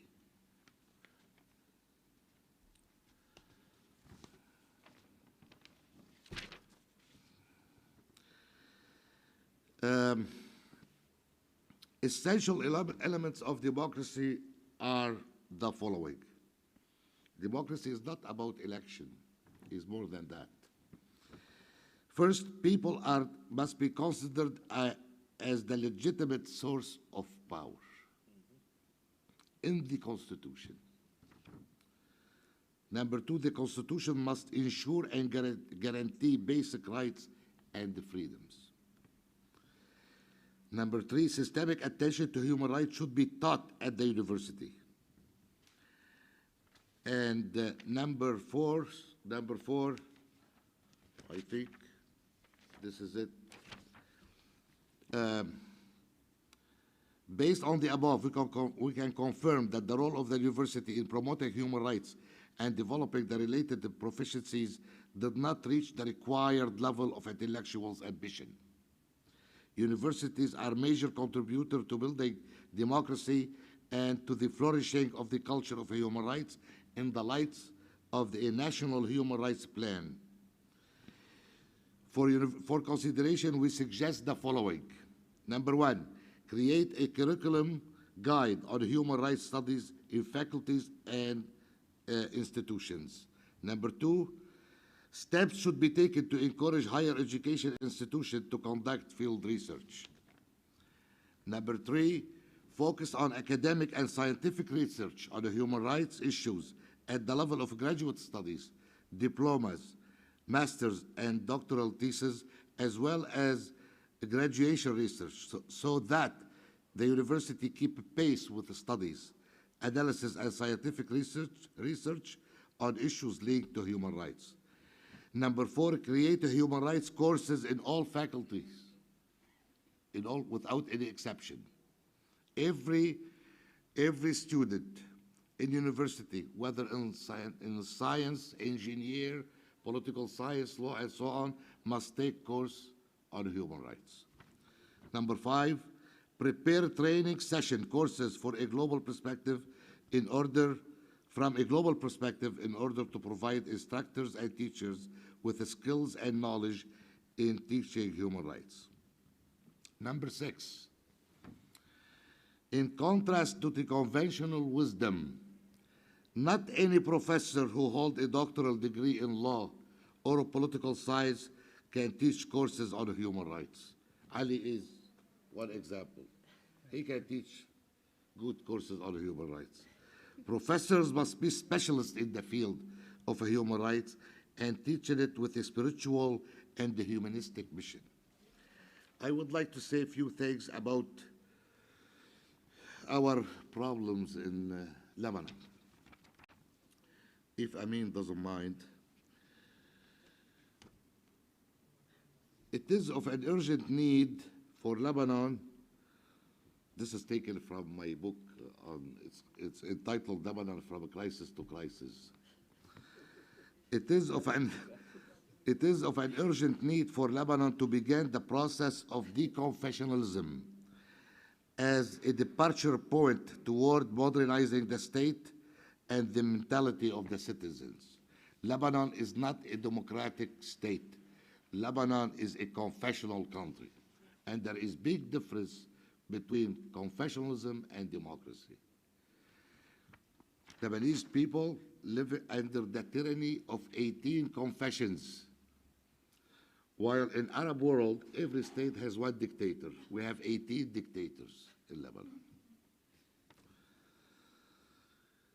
It is very hard in a constitutional system.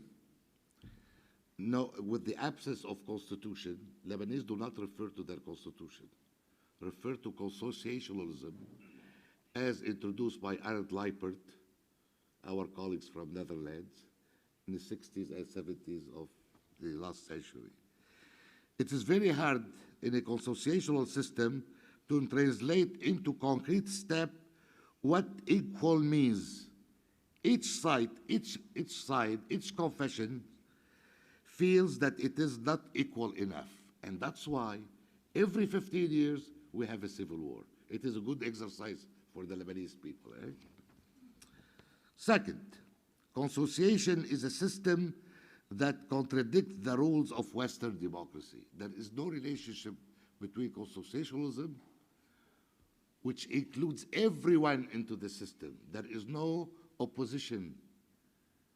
The government includes everyone. The parliaments include everyone. There is no opposition in Lebanon. It doesn't exist because all political parties in Lebanon, most of them are confessional political parties. They are not secular.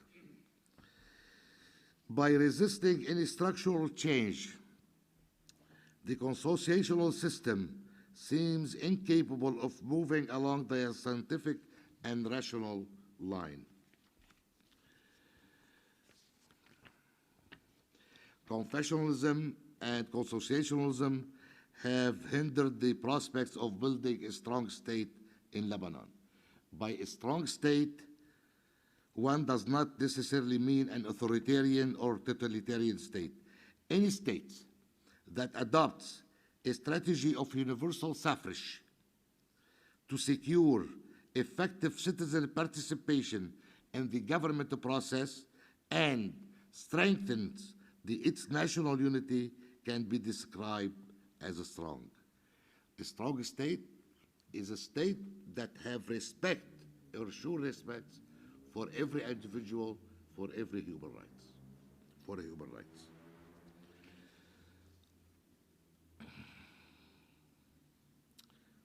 So what we suggest in our university, and we propose always, to ensure a continuous national dialogue as the best alternative to continuous national crisis.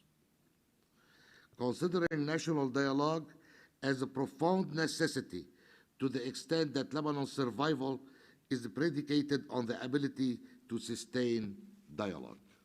This is number one.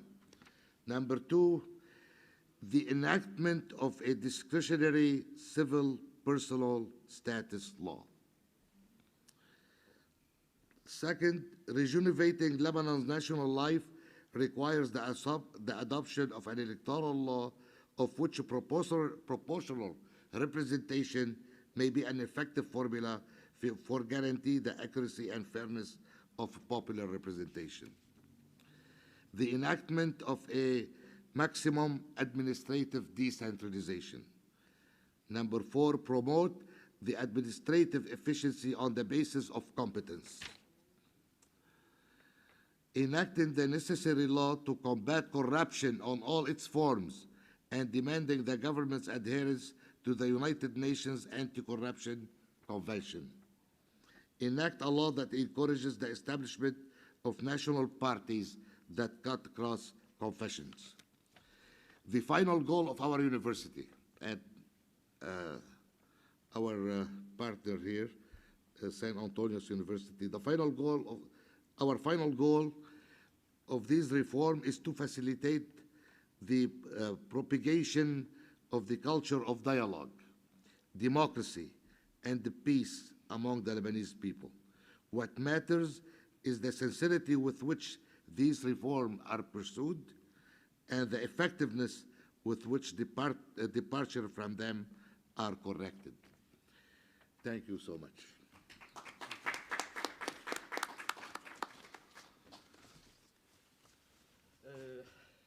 Thank you. I will add some colors to our table.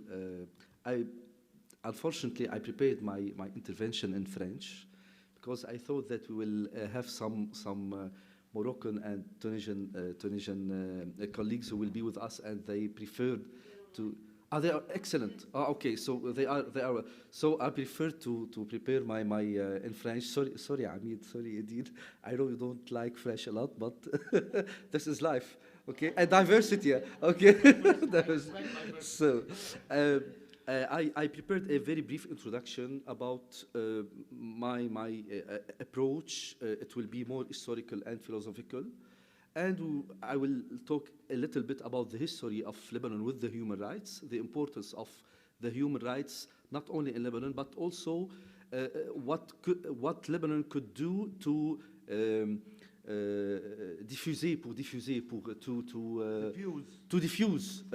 human rights, not only in Lebanon, because it's not only the problem of Lebanon, it's the problem of the entire Arab world, or we'll talk about this. So we have to think about all this whole world who speaks Arabic, okay? Because we have many positive points, but we have also our inconvenience and problems. So, sorry. Just maybe also for those who cannot speak French, and just to let you know that we will gather the intervention of the Dean and also yourself, and we can translate it and we will share it with you, yeah? With pleasure. Of course, I will be disponible to share my ideas in English after this roundtable. So I will switch au français. I hope one day I could speak your beautiful language. So, alors, je vais être très simple avec vous aujourd'hui, très franche, comme on le dit au Libanais, كتير صريح. Et pour cette raison, je vais évoquer simplement, brièvement et précisément 2 points seulement. Premièrement, dresser une petite histoire du Liban et des droits de l'homme. Juste pour dire, pourquoi parler de cette petite histoire? Pour dire que les Libanais, et à travers les Libanais, les peuples qui parlent l'arabe. Je ne dis pas les Arabes, au moins comme on a parlé, Naima, les peuples qui parlent l'arabe. On a contribué à cette Déclaration universelle des droits de l'homme. Nous ne sommes pas des étrangers de cette déclaration. Alors, je vous rappelle qu'en 1948, par exemple, le Liban, par le biais de sa délégation diplomatique à l'ONU, en décembre 1948, le Liban, il était l'un des collaborateurs principaux de l'élaboration de la Déclaration universelle des droits de l'homme à Paris en 1948. Alors, en fait, cette délégation contenait deux grands philosophes libanais. Et je pense qu'il faut parler de ces philosophes libanais qui ont assisté principalement à cette déclaration, à l'élaboration de cette déclaration. Le premier, c'était Charles Malik, qui est l'une des figures internationales, et maintenant, toutes les recherches, que ce soit aux États-Unis ou en Europe ou au Liban, se concentrer sur cette personnalité vraiment qui est jusqu'à maintenant inconnue. Mais il était à la tête de la commission qui a élaboré cette déclaration. Charles Malik, il était un grand philosophe, et il avait aussi un assistant avec lui, c'était aussi un philosophe libanais. Le deuxième, son nom, c'était Karim Azkoul. Okay? Et le moment tournant, c'était quand la commission générale, elle a désigné Charles Malik avec son assistant pour être à la tête de la commission qui va rédiger la déclaration. OK? Et plus que cela, le préambule de cette déclaration a été rédigé personnellement par Charles Malik. Alors la philosophie qui est derrière toute la Déclaration universelle des droits de l'homme, elle a été rédigée et élaborée par un Libanais qui parle très bien l'arabe et qui connaît très bien l'anglais et connaît tout. Alors, nous sommes là, les gens qui parlent l'arabe, par le biais du Liban, hein, à travers le Liban et ses intellectuels, nous sommes là, nous avons participé principalement à cette déclaration. Alors, nous sommes participants. Juste pour dire que ces droits de l'homme ne sont pas imposés à nous par l'Occident. Juste pour finir avec cette question. Ce n'est pas l'Occident qui vient et impose sur l'Orient ou sur les pays du Maghreb ou les pays africains une déclaration qui est étrangère. Non, nous sommes là. Et on veut être participants et de l'élaboration, comme c'était le cas en 1948, et maintenant. Okay? D'où l'importance de ce master. Maggie, on parlera en anglais après, de l'importance de ce master, que ce soit en Tunisie, Inch'Allah en Algérie, je ne sais pas, au Maroc et au Liban par le biais de nos deux institutions. Alors, ça, c'est très important à mon avis. Et j'ajoute, quelle est la philosophie alors de cette déclaration, la philosophie derrière cette déclaration? Elle est basée sur une notion très importante. Et le doyen, il a évoqué cela dans son intervention. La personne et l'individu. La notion de la personne, the notion of the person. I don't know in Spanish how we say it. La persona. La persona, the person as an end in himself, as a value in himself. La personne comme valeur en soi, comme fin en soi. Hein? Alors, quelle est la réalité, malheureusement, chez nous? Que ce soit au Maghreb ou en Orient, au Levant. La personne, elle est marginalisée au profit de la confession que tu as évoquée, cher doyen. Elle est totalement marginalisée. Par exemple, au Liban, nous avons 18 communautés religieuses. On a 18 citoyens. Et nous sommes des sujets, nous ne sommes pas des citoyens au Liban. La même chose, c'est en Syrie. Hein. La même chose, c'est en Tunisie, au Maroc, en Algérie. Il y a l'islam qui est la religion officielle. Alors, tu es ou bien un citoyen de premier degré, le musulman. Et si tu n'es pas musulman, je ne sais pas quel degré est ton statut. C'est notre problème. Nous ne sommes pas des citoyens, nous sommes des sujets qui appartiennent ou bien à notre communauté religieuse, qui est, je suis maronite, je suis grec orthodoxe, je suis grec, je suis arménien, ou bien j'appartiens à la grande Oumma, la Oumma islamique, ou bien j'appartiens à la Oumma Shia. Vous voyez, et toujours il y a ces hostilités et on n'arrive pas à établir vraiment un statut pour la personne qui est une valeur en soi. D'où l'importance des droits de l'homme. C'est par le biais, à mon avis, des droits de l'homme, on peut faire ce shift, hein, ce transfert, ou ce développement, cette petite évolution de la communauté, tout en conservant la communauté. On ne dit pas on veut supprimer la communauté. Elle est toujours là, elle restera toujours là. Mais donner à chaque personne sa valeur en soi, sa fait en soi. Alors, je dis que, par exemple, la constitution libanaise, même si au Liban, on ne se réfère pas beaucoup à notre constitution, mais notre constitution, elle reconnaît les droits de l'homme et la déclaration universelle des droits de l'homme. Par exemple, dans la préambule de la constitution libanaise, la partie B, qu'est-ce qu'on dit? Le Liban, il est membre fondateur et actif de l'Organisation des Nations Unies, engagé par ses pactes et par la Déclaration universelle des droits de l'homme. L'État concrétise ses principes dans tous les champs et domaines sans exception. Je vais le dire en anglais. Lebanon is also a founding and active member of the United Nations Organization and abides by its convenants and by the Universal Declaration of Human Rights. It's in our constitution. The government shall embody these principles in all fields and areas without exception. So human rights are here, and we are so close to the human rights, but maybe we don't know how to make it more concrete, hein, plus concret.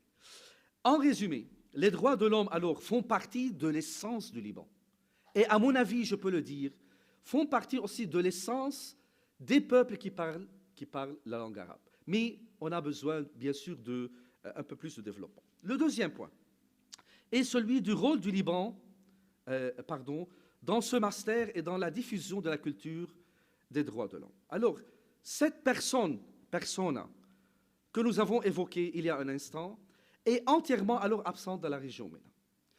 Alors, pour être très clair, dans la région de langue arabe et dont les sociétés sont majoritairement musulmanes, la notion de personne alors y inclut l'individu et alors est entièrement marginalisée au profit du concept de la communauté, qu'elle soit une petite communauté ou la grande communauté. Alors, la personne dans notre région est aliénée, dépourvue de tous les atouts la permettant d'être libre en matière de religion, de conviction, de mode de vie, etc. Et aussi, elle n'a pas les atouts pour développer la pensée critique. Hier, avec Malena, on a parlé de cela. La pensée critique, le critical thinking. Okay? So, c'est notre problème. J'ajoute à ceci que le système de pensée, the system of thoughts, avec toutes ces déclinaisons, que ce soit dans la société, dans la politique, dans la philosophie, dans l'éducation même, ce système de pensée qui gouverne nos sociétés. Et je pense que ça, c'est le point le plus dangereux concernant notre situation. Il appartient au Moyen-Âge. On vit physiquement en 2022, mais mentalement, notre système de pensée, nos modes de pensée appartiennent au Moyen-Âge. Nous sommes en décalage avec nous, les gens de langue arabe qui parlent l'arabe. Nous sommes en décalage avec notre monde et avec notre temps. Et ça, et d'où l'importance des droits de l'homme, de la démocratie. C'est par le biais des droits de l'homme, on peut faire ce shift. Hein? Au moins, on peut... Karim Azoul, je l'ai mentionné déjà. Alors, quels sont... je fais parler un peu des atouts du Liban concernant les droits de l'homme. Alors, le Liban, il a bien des atouts qui le permettent d'être vraiment un centre de la diffusion de la notion des droits de l'homme dans toute la région, que ce soit vers l'Orient ou même vers l'Égypte et avec la collaboration de nos frères au Maghreb, Algérie, Tunisie et Maroc. Le Liban, géographiquement, il y a bien sûr des inconvénients de notre position géographique, mais il y a aussi des points positifs. Géographiquement, le Liban, il est au centre de la région MENA, il est même au centre du monde. Il est multilingue. Au Liban, on parle l'arabe, on parle le français, on parle l'anglais, Inch'Allah, on parlera le Spanish. Mais il y a bien des Libanais qui adorent l'espagnol maintenant. Hein. Alors, ils parlent le libanais, bien sûr, le dialecte libanais. Il y a... Non, quand je dis arabe, je parle du dialecte libanais, hein, comme c'est... Bien sûr, bien sûr. Merci beaucoup pour cette notice. Alors, on aime le multilinguisme. Ça, c'est un atout positif. On a, heureusement, jusqu'à maintenant, malgré la crise, on a une infrastructure intellectuelle importante au Liban. Les écoles, qui sont bien diversifiées, il y a le réseau catholique, le réseau orthodoxe, le réseau protestant, le réseau officiel de l'État gouvernemental, les réseaux musulmans, que ce soit druzes, chiites ou sunnis. Il y a le réseau universitaire. Hein. Au Liban, on a l'université libanaise, on espère préserver cette université avec toute la crise qui frappe maintenant l'université, Inch'Allah. Et il y a les universités privées aussi qui sont... pas toutes les universités, mais il y a au moins les 10 premières universités, ils sont d'un niveau vraiment international. Je parle de l'université américaine de Beyrouth, l'université Saint-Joseph, je parle de notre université Antonine, etc., etc. Vraiment, c'est quelque chose qui... un sujet qui nous fait vraiment fiers. Le Liban, il est un pays paisible. Hein. Ce n'est pas un pays qui a des projets d'expansion. C'est-à-dire, si on va diffuser la culture des droits de l'homme, ce n'est pas pour envahir ni la Syrie, ni la Palestine, ni Israël. Nous ne sommes pas un pays qui a des projets d'expansion. Alors, nous sommes vraiment comme la Suisse. Hein. On ne représente aucun danger concernant les autres pays. Il est également, le Liban, un espace de dialogue entre religions, langues, cultures. Au Liban, il y a 18 communautés religieuses. Il y a 3 religions, le christianisme, le judaïsme et l'islam. Dans l'islam, il y a le shia, le sunni, le druze, les alaouis. Chez les chrétiens, il y a 16 ou 15 communautés. Hein. Et il y a les athées, bien sûr. Il y a les agnostiques. Il y a tout au Liban. Alors, vraiment, c'est un centre concret pour les échanges. Et il est toujours espace de rencontre entre Occident et monde arabe. Alors, ce sont les atouts du Liban. Y inclut ces universités, que ce soit l'université libanaise ou les universités antonines ou autres. Par ailleurs, et pour être toujours objectif et réaliste en même temps, il faut dire que le Liban, actuellement, se trouve face à des défis qu'il faut prendre en considération. Il y a maintenant la situation, malheureusement, la situation actuelle qui est très critique sur tous les plans, politique, économique, financier, monétaire, géostratégique, les réfugiés. C'est vraiment, à des moments, on se croit comme si c'est un temps apocalyptique au Liban. Mais on résiste, nous sommes bien forts, hein, comme l'a dit mon cher collègue Dr Ronnie, nous sommes forts. Nous avons toujours cette volonté de faire quelque chose. C'est-à-dire, l'État, il est presque absent. Il faut se rendre compte de ce... L'État, il est presque absent, il n'est pas là. Il est apparemment là, mais... La société, malheureusement, libanaise, malgré toute sa diversité et cette beauté en même temps, mais cette société aussi, elle est déchirée. C'est une société fragmentée, malheureusement. Appauvrie. Maintenant, elle est appauvrie. Oui, volée, il faut le dire. Hein, bravo. Le secteur d'enseignement se trouve dans un état d'asphyxie. C'est-à-dire, on espère préserver ce secteur, mais vraiment, il y a bien des défis. Il y a une élite qui fuit le pays. Hein? Ce n'est pas seulement les réfugiés qui viennent chez vous. Nos élites, ils viennent aussi. Et au fur et à mesure, si on va rester comme ça, le Liban va perdre son rôle d'espace qui attire les intellectuels et activistes du monde arabe. Pendant les années 50, 60, 70, le Liban, il était une plaque tournante. Il était comme Genève hein, dans les années de guerre en Europe. Tous les intellectuels syriens, jordaniens, égyptiens, irakiens, ils venaient à Beyrouth parce qu'il avait de la liberté de l'oxygène. Hein. Maintenant, nous ne sommes plus là. Alors, je finis par dire, je n'ai pas du tout oublié votre question, hein, mais je réponds après.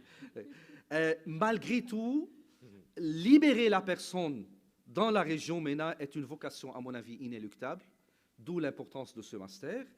Il est aussi nécessaire de renouveler tout notre système de pensée, et ceci ne peut être fait que par deux voies, ou bien par la force et la dictature et la révolution, et on sait quels peuvent être les résultats de la force et la dictature, ou bien paisiblement, doucement, par le biais de l'éducation et de la culture.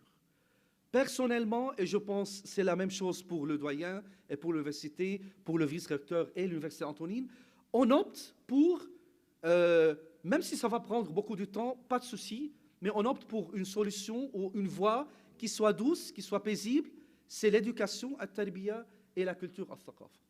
OK? Alors, j'espère que ce master DEMOS soit une pierre dans ce grand projet d'améliorer la qualité de vie de toute personne dans notre pays et de faire ce shift de la grande communauté ou de la petite communauté, tout en préservant cette communauté vers un statut de personne qui est une valeur et une fin en soi. Merci beaucoup. Merci. Shukran. Nous sommes prêts pour toutes les questions. Peut-être on a, moi et le doyen, on a un peu... Non, mais merci beaucoup pour votre intervention. C'était très intéressant de vous écouter. It was very interesting to listen to you. And Can we interfere? Premièrement, on doit remercier notre collègue pour cette belle intervention optimiste. Parce qu'en réalité, vous avez mis le point, c'est-à-dire mis en lumière un point très intéressant, qui est celui du rôle du Liban et de l'histoire du Liban. L'idée d'une démocratie qui est imposée, entre guillemets, ou cloisonnée, est vraiment une idée que je vois à plusieurs reprises, répétée dans plusieurs ouvrages, et surtout des ouvrages juridiques, et ça me fait de la peine, parce qu'on oublie cette histoire si riche en réalité. Mais vous avez parlé vraiment des lacunes, d'abord, que ce soit au niveau déjà de l'État et du régime. Monsieur le doyen a parlé également d'un problème constitutionnel majeur, et je suis d'accord avec lui, et du problème surtout du système politique libanais. Et so just in order to also for our colleagues who cannot understand French, so they spoke about important failure in the system, political system, and in the constitutional regime in Lebanon. And they spoke that in reality we were after or behind, the creation of several international norms, particularly regarding the Universal Declaration of Human Rights and the UN Charter, and the role of Charles Malik, one of the most important experts in this field. So, but however, I think that we have to return back to the source of the problem. If we are talking about the human rights, and from a pure international legal perspective, since my PhD is about the international law, are we talking about the implementation and the respect of the human rights through the state system or not? Donc, est-ce que ça doit passer toujours par l'État ou pas? And this is a very important question. I'm preparing a book about from the people to the people about the role of the individual. My PhD degree was about the autonomy of the will or l'autonomie de la volonté. In my opinion, we did not succeed, not only in the Middle East, but worldwide. You know why? Because the failure and the respect of the human rights in 2022 was just maybe an exclusive sign or evidence about the failure of the system in the Middle East. Right now in Europe, what is happening in the European war, because it's certainly a European war and not a bilateral war between two states, is an evidence also about the failure of the international legal system. We cannot talk about rights and law and tell the people, well, we cannot do anything in case of failure. There is a failure in the international system. We cannot support, we don't have any support for the states where we have corruption, for the states where we don't have the rule of law, for the states where we have confessional dictatorship like in Lebanon. So if we're talking about international conventions, based on the Article 38 of the ICJ statute, I suppose that in reality we must have an international modality of implementation. For example, the International Court of Justice. However, we didn't succeed here, and we know they had different formal, procedural, and substantial obstacles regarding the implementation of human rights and international law, especially because the individual is not recognized till now in 2022 as an official subject of international law. So the individual must pass through the state system in order to implement his right. And if the state system is corrupted, if his state is not really an effective state protecting the human rights, we don't have an alternative till now.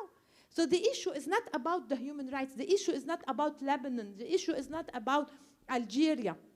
The issue is about promoting, signing conventions, signing international treaties without having an effective modality of execution today.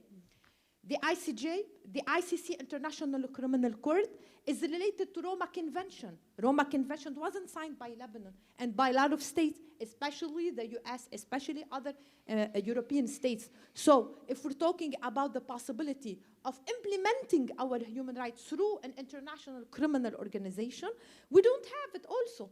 So this failure in the execution or implementation of the human rights, me as a jurist, I can see it a failure in the system. And I think that, officially, to be optimistic here, I think that now we are witnessing the creation of a new world legal order. I'm optimistic. Why? Because when we spoke about the danger or the risk of having a political interference in these international organizations, they did not understand. They thought we are liberalist or idealist. Now they know very well that the cycle of history can turn, and we might have one day or another a balance of power.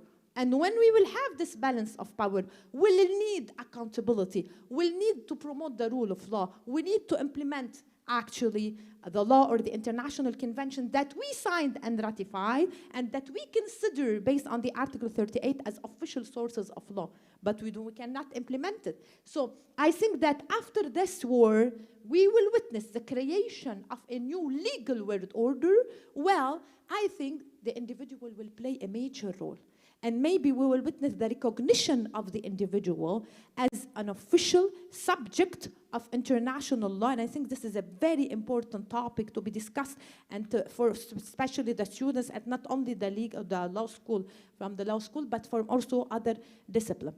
This master's degree must play a major role, and not only in the Middle East, because we always think that the sources of the conflicts of the war are only exclusively in the MENA region. Well, in reality, it's not true. We are the effect, the source of the problem is not there. The source of the problem, in my opinion, is we didn't want to create an international accountability. When we asked the judge, the president of the International Court of Justice, a few years ago in Lahai, about the absence of accountability and the role of the international community, he answered, you as a state, and we had several ministers or representatives also, he answered, do you really want accountability? Do you really want human rights to be promoted and implemented or not? I think you don't want. Because when you write a convention or an agreement or a treaty and you don't in reality impose a sanction or an official channel for implementing these sanctions, it means you don't even want to consider these rights or these laws as binding on you, which is very dangerous. So we're talking right now about literature, in my opinion, human rights, yes. So if I need to count on my state is violating my basic human rights of, you know what? When we were traveling here, I was thinking actually that, well, even our right to life, our basic right to life is violated in Lebanon. We witnessed the Beirut port explosion, and then very important, like a kind of mini civil war in our area. And then after that, certainly every single day, we have attacks everywhere. And we're still talking about the basic human rights, the basic right of food, the basic right of water, the basic right of electricity, even education for our students. And at the same time, is it a local human right or international human right? the human being is equal or not? What is the role of this international order? Zero. So this is why I think that the issue is here in this international legal order, and I think that after this war, we might witness the creation of a balanced legal order with binding, in my opinion, with binding measure. Thank you again for... Of course, yeah, we cannot talk about individual human rights right now because I know about how you're suffering in Lebanon, but just to let you know that we are suffering in Spain, in Europe as well. Life is crazy, is so expensive right now. So you have all our support, and just to let you know that, I mean, we wish we can do more than we are doing for you. So, you know. Yeah, okay. Okay, I'm so sorry to have to jump in with the agenda. We do have time for one or two more intervention, and then we will have to leave this space as we have promised at 2 o'clock. Okay. Thank you for all the panelists. Maybe I won't be able to do a dissertation as valuable as you have done so far, each one from his point of view and his field of expertise. However, I will try to answer with you again about the question and the topic related of the roundtable. What is the role of the universities in order for the protection of human rights?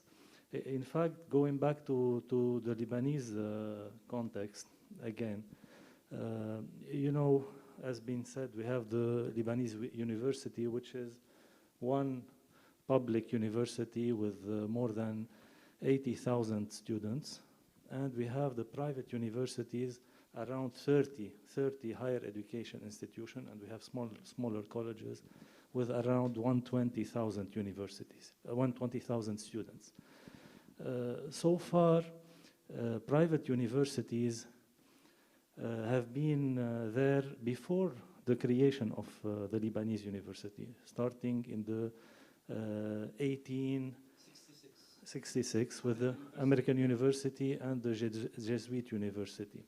So, and later on we had other congregations as the Antonin University, Beirut Arab University, Balaman, and in the last decade we had family university, family business. So the private universities had so far thought about their economic model based on the study program that where there is more attractivity for students, where they can get more students in order to sustain their programs.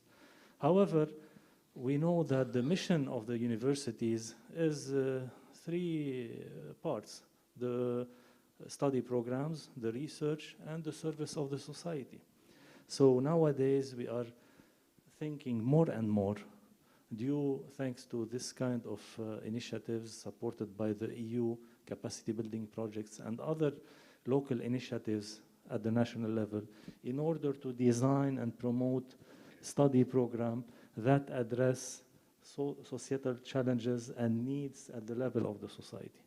And now I want to jump to another level, which is the 21st century skills, that one of them is critical thinking and another one is related of competencies, about multicultural competencies. So we want, as universities, to promote graduates that can work in different environment, in multicultural environment, where they can accept each other, where they can know the different culture and so on. So I think the role of the university is here, mainly here, in order to have a kind of skills related to all the study programs related, for example, for citizenship. So we have our colleagues that are in charge of a university requirement course related to citizenship, where all the students of the universities should follow this course, whatever their study program is. So this course of citizenship will introduce them about the concepts related to democracy, to human rights, and I don't know, maybe you can talk more about that. So if we can do this kind of initiative at the level of all the Lebanese universities, it will be very important, and also try to implement that in other partner countries. I think it is very important.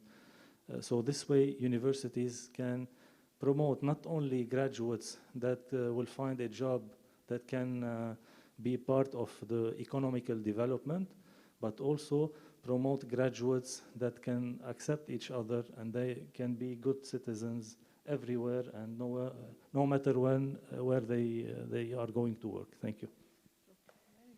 So thank you very much for your intervention.